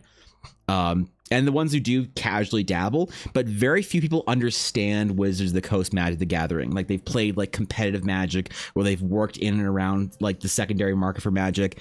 And so it changes. Like I definitely think that there's a level of Wizards would never try and just make a completely digital platform for D&D. It's a pen and paper RPG. They wouldn't do that. It takes away the spirit and soul of D&D. Are you aware of how much fucking money Wizards would make if the only way to get it was digital? This is the company that printed Magic 30th anniversary, where they reprinted reserve list cards. Just saying. Trolling Toads out. Hey, D&D Beyond, it only works for official content. Yeah. But can't you add like custom content to D&D Beyond? I think I'm pretty sure you can. I just don't want to because they like own it or whatever once you upload it or something. Yeah. So Fishy, you just use the Roll20 character sheets or whatever. Man, do you fuck? Does anybody actually use physical character sheets anymore? Lots definitely trying to get everyone on online only play. Absolutely, I think so. I think Wizards of the Coast, but here's the thing: playing with a VTT in person is actually a pretty cool experience. I actually like it. I like having a VTT and like a TV or something like that, or everyone having their laptop or their like tablets in front, and then you're moving there on the map. I like that more than the minis play. The minis play does feel better, but since I'm a digital artist, I can make really banger content for the digital maps instead of just playing Google Sheets. You're a monster, Thorkin. You're a fucking monster. You can, but to make it work with Sheets, you have to literally code it. I see. That's, yeah, okay, that makes sense. Yeah, that's a problem. All right, interesting, man. I just still love this. Then blame the community and somehow make shit worse. All right, that's pretty good. Art Mito Plasmoid Echo Knight. This is the kind of art that Eiley would have made in a different timeline. Eiley in a different timeline where like whatever that thing that happened to her in 4th grade that she never recovered from didn't happen, and she was like a little bit sweeter, you know, a little more wholesome. This is what Eiley in a different time would make. Still kind of like a little weird, not on the like that kind of side of art, but not like awful tentacle things happening to them or whatever, you know. I use physical sheets for low levels 1 to 5. One set to write out the features or run out of space and go digital. That's interesting. That's an interesting take, actually, Chris. I've never heard anyone say that before. Mini players use physical character sheets at times. We use D&D Beyond. Okay. Put that phase on a t-shirt. Smash? No. Stop. We weren't playing stuff. That's not what we're supposed to. Damn it, Eiley. We're not. Okay, fuck. What martial weapon would you attribute a scythe to? Glaive? You just make a new one. What do you mean? What martial weapon would you attribute a scythe to? You make a new one. This is the most D&D Beyond fucking user post I've ever seen. Guys, I have this cool idea of like a cool homebrew item, but I don't know what thing to use for like the stats in game. What do I use on D&D Beyond? Do I add it as a glaive to my character sheet? No, you add it as a scythe and you write it down as a scythe on your physical character sheet. Found a new group. This better be wholesome. This better just be a cool story of like them just wanting to say they found a group. I've been looking for an online group to join, but a friend suggested their group. I never knew she played D&D. She said when the group meets, they have a potluck as well. I'm so excited. That's sweet, dude. You know what? I like that. Like, this is a like didn't ask, don't care post, but I'm happy for this is good. I'm happy for them. Congrats. Here's hoping the group turns out to be a good fit for you. Gonna make brownies. Congratulations, may you have funderful adventures. This is good news. I needed this morning. Look at this, man. This person gets it. Congrats to you and your new party. I mostly play online, but when I do play RL, it makes food for the group. It's my love language. What a great post, man. Like, didn't ask, don't care. Who asked? Who megalol? Like, why are you telling us? Like, find some friends that you can tell your dumb shit to. Talk to your cat, not Reddit. But I'm glad this person posted this, because that's nice. That's sweet, dude. I'm glad they found a group. I'm glad they posted that. Not that hard to add stuff to D&D Beyond. What is that? Hackermans? Oh, I thought that was Pepe Hack. Best homebrew rule: have a potluck. Everyone brings something. I don't want my fucking weird friend, dude. Dark Strider, you must have some competent friends. All right. Let me tell you what the friends that I played D&D with. I played D&D with in high school, the kid that gets the mustache and the bad facial hair, but never like doesn't want to shave it because he's like nervous to or whatever. So one of my friends was that guy aged into a Best Buy employee as an adult. The other friend was the guy who lived at home as long as he possibly could, not because he wanted to save money, but because if he didn't have to have a real job, then he could play more MMOs. And then Ella and I don't want my friends fucking cooking for me. I don't want to eat nothing those idiots make. All right. I don't want nothing to do with it. All right. Zapple didn't ask, do care post. Maybe that's a better way to put it. Yeah, that's sweet. Would you guys do a potluck for your D&D games? Do you guys trust your friends to make food for you? You've already established that your friends group is a suspect at best. Maybe. What would my here's the thing. If my current online friend group that I play D&D with had a potluck, Dashto would make rice. Plain, expensive Japanese white rice in his Zojirushi rice cooker, and he would bring that, and he would just sort of blank face stare and be like, guys, I made rice. And we're like, with what? And he'd be like, rice? Fucking dude, that kid eats bags of rice, I swear to God. Coming to Dashto's game, bro. Limit would make, Limit would make some Texas barbecue or some shit, or probably not. Limit would just tell Jackie to make something, and then he'd take credit for it. Jackie would be fine, because here's the thing. Before I get to Jackie, Ella would bake something. Ella would bake like cookies for us or whatever, and Jackie would just buy dinner for us. Jackie'd be like, I'm too busy. I make too much money, and I'm too important to cook for you idiots. So I just put $200 on my card. Here you go. Here's Boston pizza for the night. So it'd be fine if my current group did it, because Jackie would just buy us dinner and just tell us to shut up. To be fair, I cook main food on a smoker. Everyone usually brings a salad, drinks, or chips to enjoy this during the session. That's a great idea, actually. That's a great idea. I did that once. We do sit when I was still playing D&D at my mom's house. When we were in like college, and I was still living there. My friends would still come over on Fridays, and we still play D&D. And I did that a couple times. I put a rack of ribs on at like 8 a.m. and let them just slow cook on the barbecue, sorry, on the grill. I forgot I just gotta speak American on Twitch, so on the grill. And and I'd smoke them with chips or whatever, and it's like scuffed smoke on the barbecue. You can still do it, but it's not as good, but it's fine, it's passable. And then we'd have ribs that night, and the boys were like, dude, I would feel like such a man, we're cooking the food. And it would be bad, so we just ordered pizza. So eating ribs and playing at the same time sounds awful. Fishy, this is back when we had enough time to stop playing D&D to eat. This is back when we would get off work or school and be done at like 2 p.m. Like the boys and girls at the time, they'd be at my house at 2 p.m. and we would play until midnight. So you'd play you'd hang out for like an hour, eating chips and talking about dumb shit, and then you'd play for 4 hours. And then you would take 2 hours to eat and play Tekken on the PS3, and then you'd play for another 3 hours. So you'd absolutely take that time.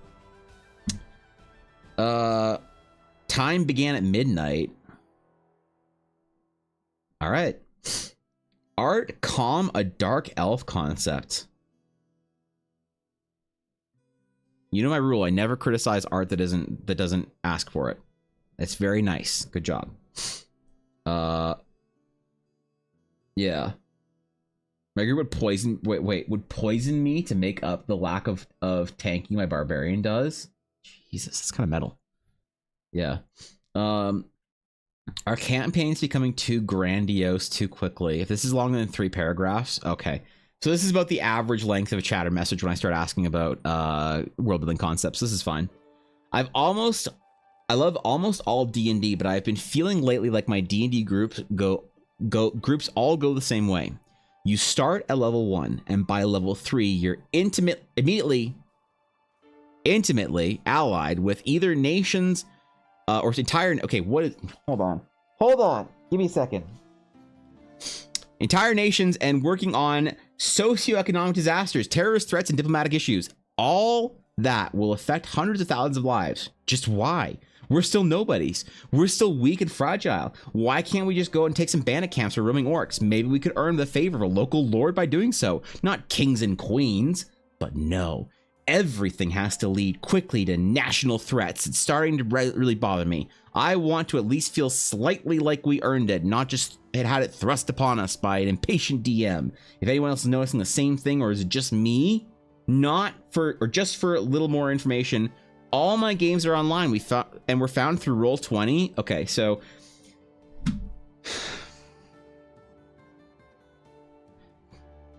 boys, we found the problem. Ladies and gentlemen, we found the problem. This is it. This is you know, like sometimes people will say, like, your friends will say something about like how they're having like relationship problems, and they'll be like, yeah man, I don't get it, she just doesn't listen to me, we aren't like communicating anymore, like it's fine, like I try and make her happy, we try and go on dates, and you're like and she's just not happy with me, she's just mad at me all the time, like I don't get it, she doesn't. I try and tell her how I feel and she just doesn't want to hear it, and then I try and ask her how she's feeling and she thinks I should know, and you're like and then I go home and I watch Andrew Tate videos for 2 hours, and then I tell her later, like this is not the way things are supposed to be. I don't get why we aren't communicating. You're like, oh, did we, hold on, did we find the problem? Oh, wait, I think the entire problem is right here. This line of text.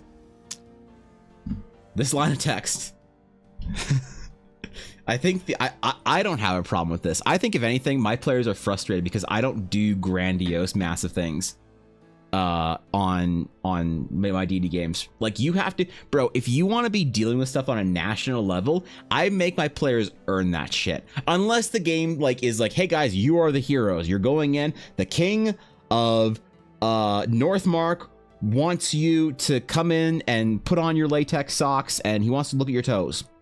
So that's what the game is starting. You're all in the king's audience room, and he's looking and examining your latex sock toes, you know. And it's like, okay, unless you have that expectation, and if you're starting at level 1, dude, I always make my players earn it. And you know what? Some players are frustrated. They don't like it. They're like, I want to be powerful, man. I want to be the guy right now. And I get it. But every player that I've played with under this sort of like context of starting low and making it to that always says at the end of the game, I'm so glad. The fuck? I'm so glad we took our time getting there. And I'm never wrong, man, about this. I'm always backed up by my players. They're always glad that we took our time getting to where we are in the game. Travel takes a long time. The game takes a long time because you get it, man. You marinate it. Do you ever have, you know, when you're watching an anime that's like 12 episodes, one season, you're like, fuck, man, I wish this was 24. I wish this was 2 seasons, bro. This would have been so good with 2 seasons. I just want to stay in the anime a little bit longer. I feel like that's the same with D&D, but people don't know it when they're in it. They're like, I'm on episode 6. I don't want to see the conclusion. It's like, no, you don't. No, you don't. You want to be this level until Christmas. You want to stay as a level 5 nobody, wandering through the villages, building up your reputation with the local towns, and you won't want to do shit until next year. All right? You want to level up once more between this year and the end of the year, and you want to spend all next year gaining 3 levels, and this time next year, then you want to go to the fucking thing and put on your latex socks for the king. So that's lucky with my Roll20 group. It was the literal first and only group I posted to. We're still playing 3 years later. That's not your group, is it? No shot. Wait, actually? Is that how you met your group? It is? Holy shit. Okay, I have questions. I feel like we've talked about this, but for some reason it didn't sink in. I have questions, but we need to have a chat at some point. Escalating things way too quickly is an easy trap to fall into, especially inexperienced DMs who are worried you'll lose interest if things don't get big and crazy real fast. What are your guys' pace in general? Let's just not put 1 to 20 on, let's not put 20 on the table. Let's not put level 20 on the table. Let's just say level 1 to 10. You're playing a game, level 1 to 10. You get a message, you're sitting there. All right, here's the thing, we're D&D players. I gotta bring this as a mental picture for you. You're sitting there, man. You just had questionable Chipotle. Questionable, but you ate it anyway because you don't have a lot of money. You're not gonna not eat it. That was your dinner for tonight. And so you're sitting there 2 a.m. on the toilet with your phone scrolling through Twitter, just swiping up through infinite pictures of catgirl VTubers, man. And you get a message, a little blink, a little blip on the top of your phone. It says message. You've received a direct message from Evan Blair. The message says, yo dog, we playing a new fucking campaign. Let's go. Roll a character this Friday. Bring it. Let's go. Session 0, get fucked. We're doing session 1 on Friday, okay? Figure your shit out. And you're like, I'm ready. You start a new campaign. Level 1 to 10. What is the expectation for the length of that campaign? Are we talking like this time next year I want to be level 10? Or are you like, man, in 3 years, we're going to be level 10 and crushing it. I'm going to have Big B's hand of doing stuff. I'm going to have Mordenkainen's impressive tool being impressive. I'm going to have all these abilities as a mage. Maybe I won't even be a mage. Maybe I'll multi-class into Weirlock. Who knows? What is the expectation for like a campaign? Because for me, a 1 to 10 is probably 2 years. 2 years, 1 to 10. Maybe longer, depending on how much you guys enjoy sitting in the inn and eating. Because if you guys want to spend half your session sitting in the inn and eating, and like, look, let me just defend myself here. Everyone knows my last D&D campaign was 2 years and they graduated that campaign at level 6. Everyone knows that. People make fun of me for that. In my defense, my players were losers and only wanted to play for 3 hours at a time. So if we had played for 5-hour sessions, we would have probably been a lot further up in the time. You're right, things have to be build it to make them great. Think of your favorite episode of TV series is only great because you watch all the other episodes. You can't just start with that one. Exactly, man. You need the context of your own adventure to make the last grand movement or act of it fulfilling, you know? Tchaikovsky's Overture 1812 would not be so, the cannons would not be so so bombastic and impactful had you not experienced the entire French-Russian war that was the 12 minutes beforehand, you know, or 11 minutes beforehand, whatever. Vinny knows what I'm talking about. Starting level 1, it would probably take at least 1 year to get to 10 with weekly sessions. Maybe 1 to 7 in 1 year. Okay. So you're not like 3 months later, man, I want to be level 10. Maybe I don't have expectations like I'm just RPing and venturing. If I want general layout, I'll ask what the DM has in mind. I don't think that makes you weird, Fishy. I think that makes you a RP focused, story focused player. But like, do you ever feel like you wish you were a high level, Fishy, because it would afford you certain RP opportunities? Or is that just never really, you just take your level? Or do you see levels as just purely a combat thing?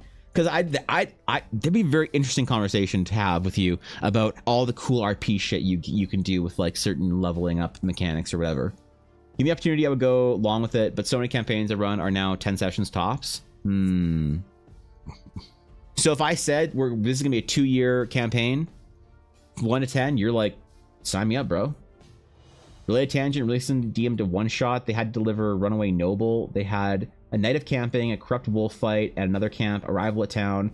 Players said they hadn't had that kind of campsite game in literally years. Felt so good to hear they had fun with the little RP things, level 5. I love that, dude. That's awesome, Chris. I love low-level wilderness D&D. I love you hear something on your watch, and it's just wolves, man. It's just a hungry bear. Do you kill the hungry bear? Do you feed the bear? Who knows, man? You just do some shit. You get to the town, you get to the village. Dude, I love low-level D&D more than anything else. More than any other thing in D&D, I love 1 to 5. I love it when you're still trying to find enough gold to buy healing potions. When buying a new... Dude, my players got a new tent. As part of a quest reward, they were like, they asked Luna said, is there anything else I could do for you? Like, you guys have done this thing. You saved Horizon, basically. They finished the Horizon campaign, which is awesome, which is why I'm ready to start writing it now and officially. They finished Horizon. Horizon's been run start to finish now. I've finally done it. Finally. And part of it is Luna said, is there anything else I can do for you? Like, you saved us. And the player said, well, we did lose a tent. And I'm like, all right, so they found in their inn later was a Airlace family trading company tent. It was like beautifully embroidered, and it was like in a nice like bag with like leather like kind of straps over it, and they were freaking out. They were so excited for a new tent, and I love that. I love players being low enough level that it's so easy to be excited about the little things, you know, because I feel that it's the feeling of starting a new RPG and you're like reading like, oh shit, this new weapon has like +3 more attack on it or whatever, or oh, I got a rare sword, it's got, you know, plus strength on it. It feels like the WoW Classic experience. It's so good. I love it, because when you're a high level, it's just like nothing impresses you anymore, you know. TBH, now I've done a 1 to 20 campaign, once an experience that I prefer staying at low levels in the future. Yeah. Did you guys skip through your low levels real fast? Because some campaigns do that. Some DMs do that intentionally. They want to skip through their 1 to 5 super fast and just be 5+ like immediately. Dude, Thorkin, when you sent me that fucking armor from my hunter in hardcore, I'm like losing my mind. I'm like losing my mind, man. I'm like, oh, I'm gonna get my leather working up and get this like Murloc scale belt. It's gonna be so good. I gotta hunt Murlocs, dude. You're so impressed at low levels in D&D, right? I'd be down if that was the expected growth rate, 1 to 10, 2 years. Okay. Not for the RP. The only time I ever wish I was higher level is at a really low level as a caster, because I feel like that way my character has been seen, is seen by NPCs as always reflected in the last 2 wizard abilities. Oh, or level 2 wizard abilities. Yeah, that's interesting, actually. Definitely with casters, I think you're right. They're whatever reputation, something or else, they're the visage of the caster. The gestalt of the caster grows exponentially with levels. There you go. That's the most intelligent thing I've said about D&D in probably 4 years. I find gaining levels every 3 to 5 sessions for quicker pace campaign good, but a level every 8 to 10 sessions would be good for me in longer term campaigns. Yeah, but I also, don't forget, I also make my players go through, like, well, I don't make them. I gauge my interest for my players on how much they enjoy class stories to level up. Some players, like, here's an example. My last game, my paladin loves it. My astral sage loved it. My bard was okay with it, and my rogue was like, you know, he was like, oh, it was fun. So I knew when I was leveling up again, like, okay, I can spend a lot of time and do a big formal thing with my paladin. Cool. My astral sage, leveling her up is going to be a big cool thing. My rogue just kind of wants to get the next level. All right, here, do a cool thing, and you're gifted this new information, this new knowledge. Great. Bard, you know, she likes the long play stories, so like she has smaller leveling up stories, but her eventual story will be this massive payoff thing. And so, yeah, taking time for leveling is really good for me.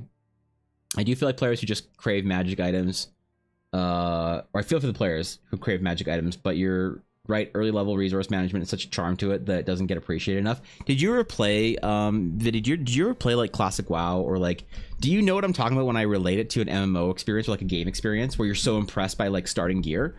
Like, you know, like if you're like level, okay, that's fair. So like the experience I'm kind of talking about that I reference it to, that I base it off of, is like in World of Warcraft, when you're at level cap, you're getting a bigger number. You're excited because you're like, oh, cool, you know, a 496 ring just dropped, and I had a 445. That's a 50 item level upgrade. Cool. And you don't really know what the difference between the two rings are.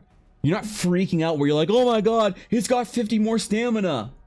You know, you're just like, oh, this is a higher item level item. This is better, obviously. Good. You know, and you like nod about it. And you're like, awesome, I'm satisfied. But it's nothing like when you're going from a gray 2 damage per second short sword to a green 5.5 damage plus 2 strength plus 1 spirit greatsword. You're like, holy shit, it's such a big improvement. You remember it. You remember the name of the items, dude. You can think back to classic, and you can tell a classic player, hey, do you remember? You can tell a Warcraft player that's played for, like me, since the beginning of the game, 17 years. You can say, do you remember this trinket from Nighthold? And you're like, no. Do you remember this trinket from Blackrock Foundry? No. Do you remember Stylene's Impeding Scarab from Blackwing Lair? And it's like, yes, holy shit. Do you remember Deathbringer's Will from Ice Crown Citadel? Holy fuck, yes. Do you remember Ash Candy, Great Sword of the Brotherhood, plus 80 attack power? Oh my god, the hunter rolled on it. What a bitch. I remember that. I want gear and advancement in the game to feel like it is important, and that's where I think you get it from low levels more so than high levels sometimes. The question for me is how to make high levels feel like that, and it's a challenge. I think I can do it, but it is a challenge. Wizard really felt like there was a disconnect until level 4, because that's when I got Flaming Sphere. That's fair, yeah. Like to get to 3 quickly because subclass online. Yeah, a lot of people feel it. That's why Garth and I have the Horizon as a prologue. You don't need to play Horizon. Horizon's the 1 to 3 adventure that I'm making optional for people who want to play in Eldara. So yeah, so do you understand? All right, Soja gets it. Picking up Goblin Sword gear, hopping the PvP area, selling them was definitely one of my favorite moments in RuneScape. Yeah, so you get it. Cool. Like all those times when you're getting rolled by enemies, you have really poopy armor, and then suddenly you get something nice, and it's like your world explodes. Yeah, you actually feel the difference in your character's power. You're like, did you see how hard I crit that dude with my heroic strike? Holy shit, I'm a beast now. You know? Favorite part about any game is beginning bit when you're lost and figuring it out and doing everything poorly, but everything feels like a big accomplishment. Exactly, dude. That's why I love it. That's why I say, man, savor 1 to 3. I get it. You don't have your subclass. You don't have all your spells. You're not a Giga Chad. No one cares about you. The world is ending. The animals are leaving. The aliens aren't going to visit us. You know what? But do you really need anyone else? Right. So I get it, but savor it, man. Enjoy when you find a new tent and you're like, oh my god, our camp is so good now. We have boys, we all got our own tents. Holy shit, we all got the nice wool sleeping bags from the dwarven merchant on the road. We're living the high life. I say savor those levels because those are fantastic. You know, favorite part about any game is the beginning. Hunter is always, yeah, it's always the hunter, man. The hunter stole your Thunder Fury, dude. I had one hunter steal Thunder Fury and then take Ash Candy because he thought that Ash Candy was better than Thunder Fury. Which, guess what? It was. Why did we give bindings to a hunter?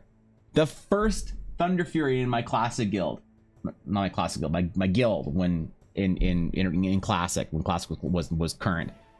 The first bindings went to Hunter because it was a DKP role. And the hunters had, and the warlocks had a consortium where they would agree on what DKP to spend on hunter and warlock gear, so they'd never bid against each other. They would always win gear for 5 DKP, the minimum. And then they all just had hundreds of DKP, so when an item went to like up that other classes wanted to bid on, they all had hundreds of DKP, and they could just do. I was so mad. I hated hunters and warlocks. Fuck. Anyway, it was a what, a syndicate. The cloth bedroll. I'm not in the leaf pile anymore, but isn't that exciting? It provides no benefits. And guess what? D&D players, even power gamers, don't always ask for a benefit. They're not like, so wait, do I get a +1 inspiration bonus from having a cloth bedroll, you know, a wool bedroll now? And you're like, no, man, you're just really comfy. You're like, oh, that's nice. I'm glad. And you know, it's like the power gamer. Their shriveled little like corroded stone heart just like has a little beep. So just a little, you know, just a little pump. So it moves just a little bit. The power gamer realizes maybe there's some fun in D&D other than just nuking dudes and seeing big numbers. Yeah, you guys get it. Okay, there's so much open. They can literally do any other NPC's job if they want to be an adventurer. Exactly, dude. 100%. You can play level 0, Soja. Thorkin is very good at running level 0 games. If you ever get a chance to play with Thorkin, he's the guy to. Well, I'm sure that people can do it, but I just know Thorkin's really good at it. So, what's the magic tent spell? I hate that. I don't want a magic tent. I don't want a magic. I don't want you just to snap your fingers and just magic a mansion to existence, bro. I want you to carry that shit and get it, and it's dope. Unless the magic tent feels like progression and it's like you take a long time to get it, and then it's cool because you're like, especially if you have to like earn it in some way, like you get a crystal that makes your magic tent better, and now you have like a bathtub or some shit. You know, that's cool. So it's not a mansion, like a little room that gets better over time. That's not a core spell in D&D. That has to be homebrew, isn't it? That sounds dope, actually. I like that, but I'm pretty sure that definitely sounds like some homebrew shit to me anyway. I could be wrong, but it's one of the side books. Oh, okay, that makes sense. Probably Tasha's or some shit. That's cool though. I like the idea of that. As long as it's progression and advancement. I think that so the reason my criticism, my one thing that I still don't like about that is it doesn't feel tangible. It doesn't feel like you are like you're gaining anything to have a better tent or whatever necessarily, or to get your donkey to hold your tent or whatever. It's still, I like things to be the physical thing that you have to whatever.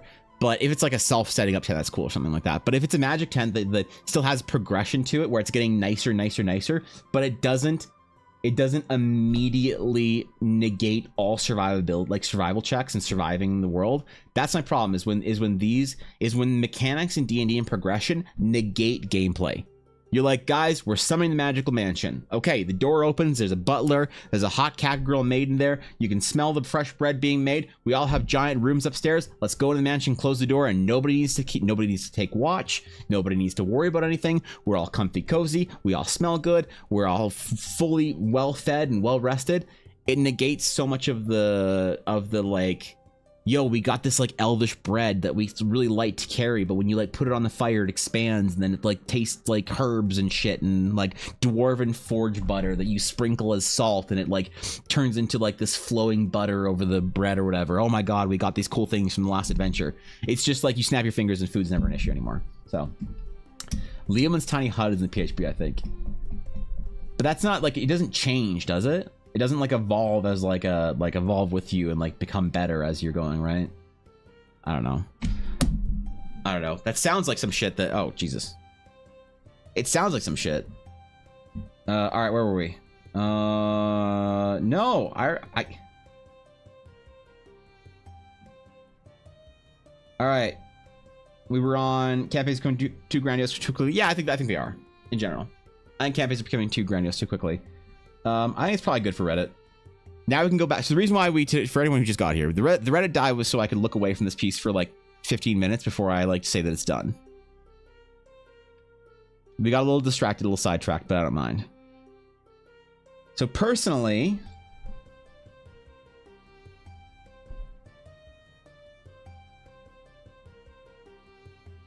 I think this is done. I think it's finished. I think it's good. Found a spell called Travel Tent. It's from Deep Magic for 5e. Just a 10-foot area. Okay, yeah, it doesn't change with you. Yeah, I think this is done. I think that this character is done. Scarlet the Astral Sage. This is Ella's first Astral Sage. This is so the reason why this is so important to me is because this is the first Astral Sage player character in my game. I've had an Astral Sage NPC, but she was kind of a test for Astral Sage magic. I didn't really have the class figured out. Scarlet is the first player character for an Astral Sage. And there it is, man. All right. Sick. We finished an art. I'm doing it. I'm control S-ing it. I have control S'd it. It has been saved. Where's our design template? Which one do we want to use? Where was Scarlet born? Probably in the Shattered Sea. Let's move her Astral Atlas down here then so it's not interfering with the... There we go. Oops. Oh. Merge down. Move. All right, there it is, bro. There it is. What are Astral Sages? Astral Sages, Nick, are a class that is unique to my homebrew setting. There is a sort of a different way of interacting with magic.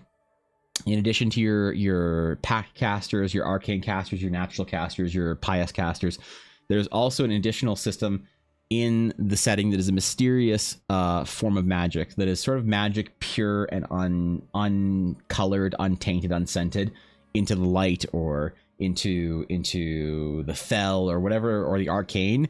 And the Astral Sages use it based off of like a lot of alignment with celestial bodies, stars, things like that. They have a different way of casting magic altogether. And so I've developed it into a class that's hopefully a lot of fun to play. And they're kind of setting specific. And so this is my wife's character in our recent campaign, Scarlet the Astral Sage. And she's the first player character to play an Astral Sage in my game. So like you know, a proper with the mechanics and rules and stuff. So there it is, man. All right, sick. We're done. Control S. That took me way too long. People wonder why my character commissions are so expensive, because that took me way more hours than I thought it would to get a good design. I have to, like, honestly, we should try and do a recording or some shit to see exactly how long it takes me to do one of these. I'm very curious when I do a character or if I do a commission, how many hours it is. I'm scared because I think it was probably like 10. Which is like frightening when you think about it. That I'm such a slow artist, but I don't know. I like this design. I think this is cool, man. I'm very proud of this one. I think she's very different from Ella's other characters, so. And Fishy gets her toesies, so there's that too. There it is, man. Scarlet the Astral Sage. PogChamp. PogChamp. Relatable. Stop. No. Mods, delete that. Delete that emote from BTTV. Delete it. Kill it. Get it out of here. I don't want it in here. Remove people lick. Or is that people feed or people lick? People lick. I'll cry. You are mods. You can just add it back. What do you mean? What are you worried about? If I go to B, hold on. Is there a different people lick? But I could do this, not the feet.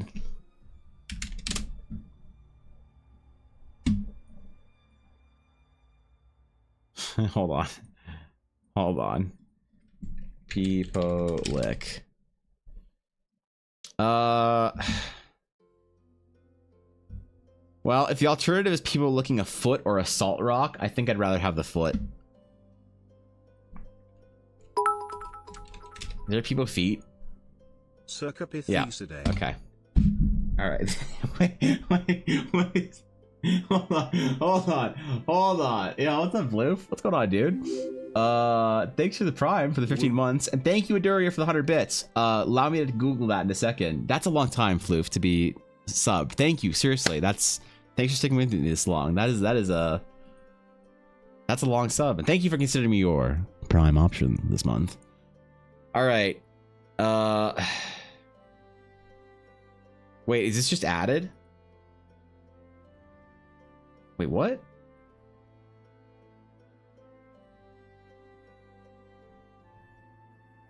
Updated remote set channel. All right, there we go. They changed it. All right. Congratulations, Fishy. I gave you another emote. Now you have a second version to be weird with. So, there you go. That's God,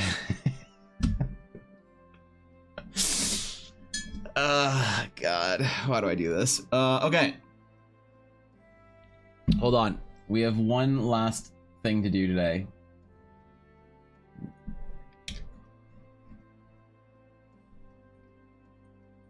We have to rate this monkey. It's gonna be gone. Look. All right, hold on.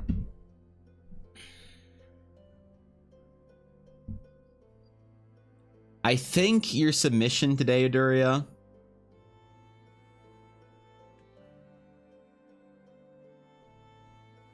I think it's too vague and too general. But does that not merit a high score?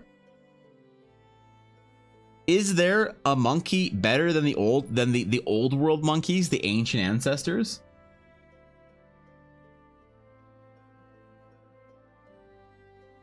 I mean, this alone is a solid monkey.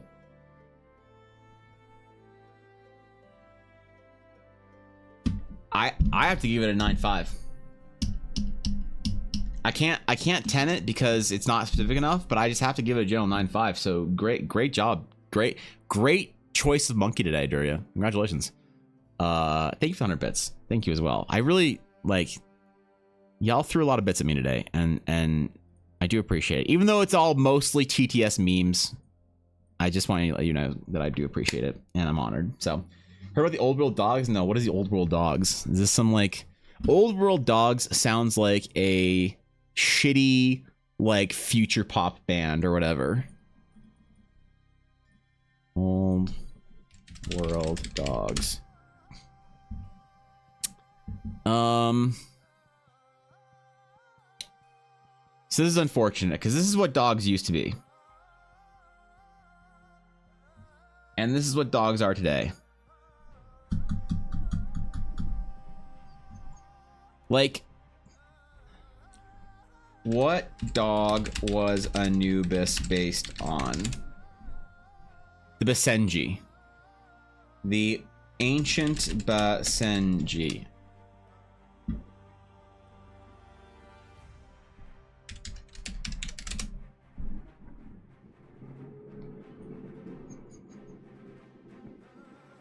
So we used to have the noble and proud ancient Egyptian Basenji. Hunter, guard, domesticated wolf, proud.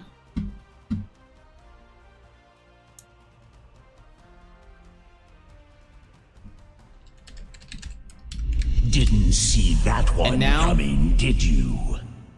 I gives flower ash lol flowers. Damn it, Blaze. I was gonna end stream, and you know I can't end stream during a hype trade. Fuck. Thank you for the 1,000 bits. What the hell, dude? Jesus.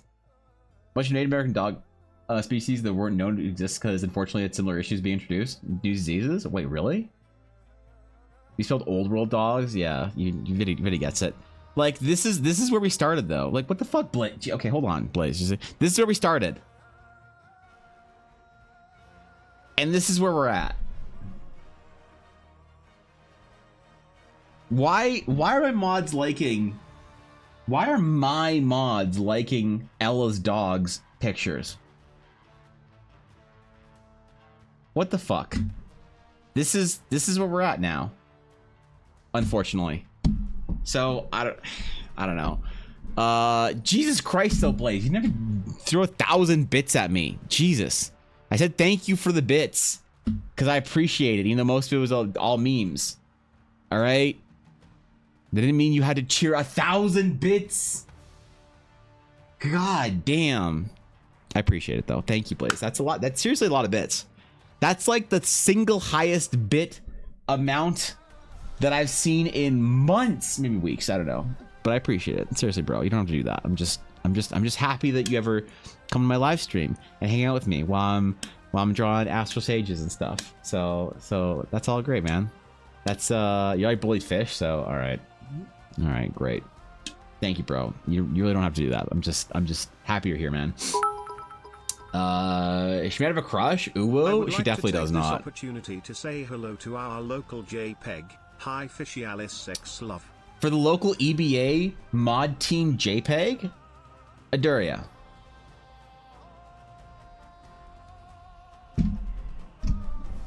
Fishy is a PNG, not a simple lowly JPEG. My friend Fishlin long graduated from JPEGdom. She can be layered on top of other things and not even have the white space around her. Clearly and obviously a PNG. All right. So, you know, like here.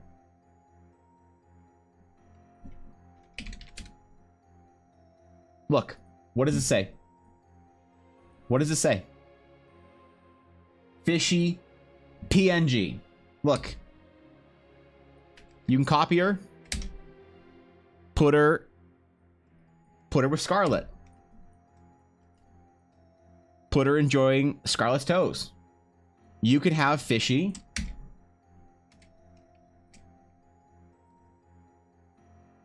pleased about the tentacle.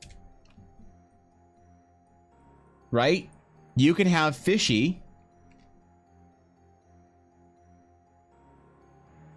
as a rock monster, or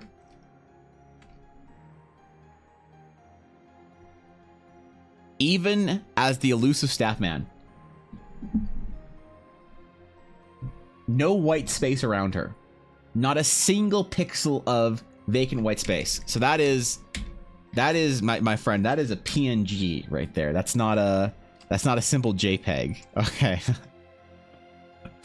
I would very much like to defend Fishy's honor there. You are the white space? Oh shit. Yeah, never mind. You just embraced it. Hope someone clips this and send it to her. Please don't. Please don't. I don't want her seeing clips from my stream. Fishy is the staff man, the original staff man. That's damn, bro.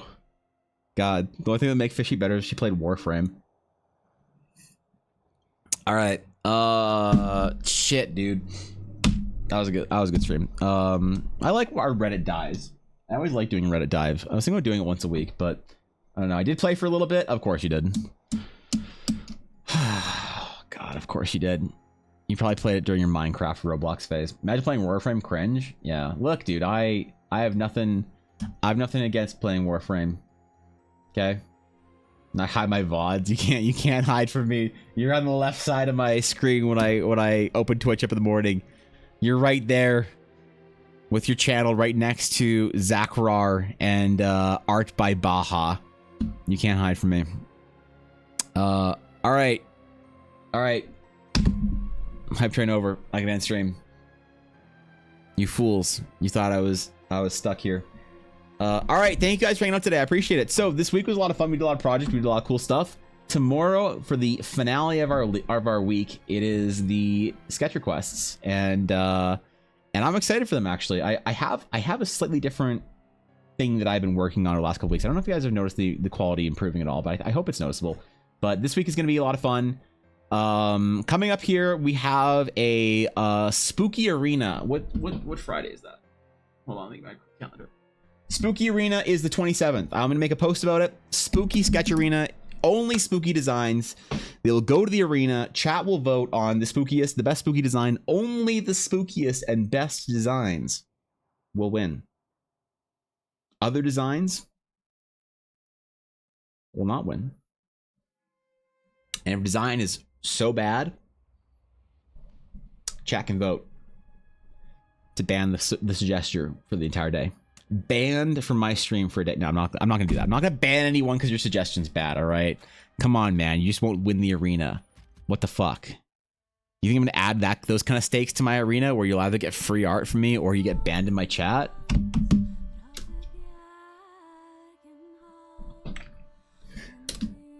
I'd never do that. Come on, man. Yeah. Who'd have thought? All right, I am gonna go do some work, and I got a whole bunch of work I want to do tonight. I'm so behind. I've been dealing with a terrifying burnout struggle, stress, anxiety, panic attacks, whatever this year. And over the last like couple of weeks, I have just started to get my shit back together. So I feel really good about it. I feel really good working, really good getting my stuff done. I'm very behind on a lot of stuff, you know, but those around who I'm doing stuff for have been very accommodating and accepting. And it's nice, man. It's nice to feel like I'm back to it a little bit. I'm going back to the gym. I'm getting stronger, going on my weight loss, continuing on my weight loss journey very seriously. And I'm back to working really hard, and it feels good. It feels good to go back into degenerate work hours. So I feel like I'm kind of in some ways back. Maybe it's obvious through streams. Maybe you guys had no idea. I'd hope that you guys have no idea. I hope you're like, wow, I had no idea. And it's just been cool streams as such. But maybe you have noticed something. I don't know, man. Either way, so I'm excited to work tonight. So why 284? What do you mean? Okay. Thank you for the bets. I appreciate that, Daria. That is very generous of you. You don't have to do that, bro. I'm just happy you're here. All right. But anyway, so I'm gonna work tonight, and it's gonna be awesome. It's gonna be cool. Tomorrow's gonna be a lot of fun. It's gonna be a pog stream. Take care of yourself tonight, guys. I'm not playing D&D tonight, but I know a lot of you guys are, because Thursdays for some reason. So if you are playing D&D tonight, I don't know, man. Go have pizza. You deserve it. Anyway, until next time. Farewell.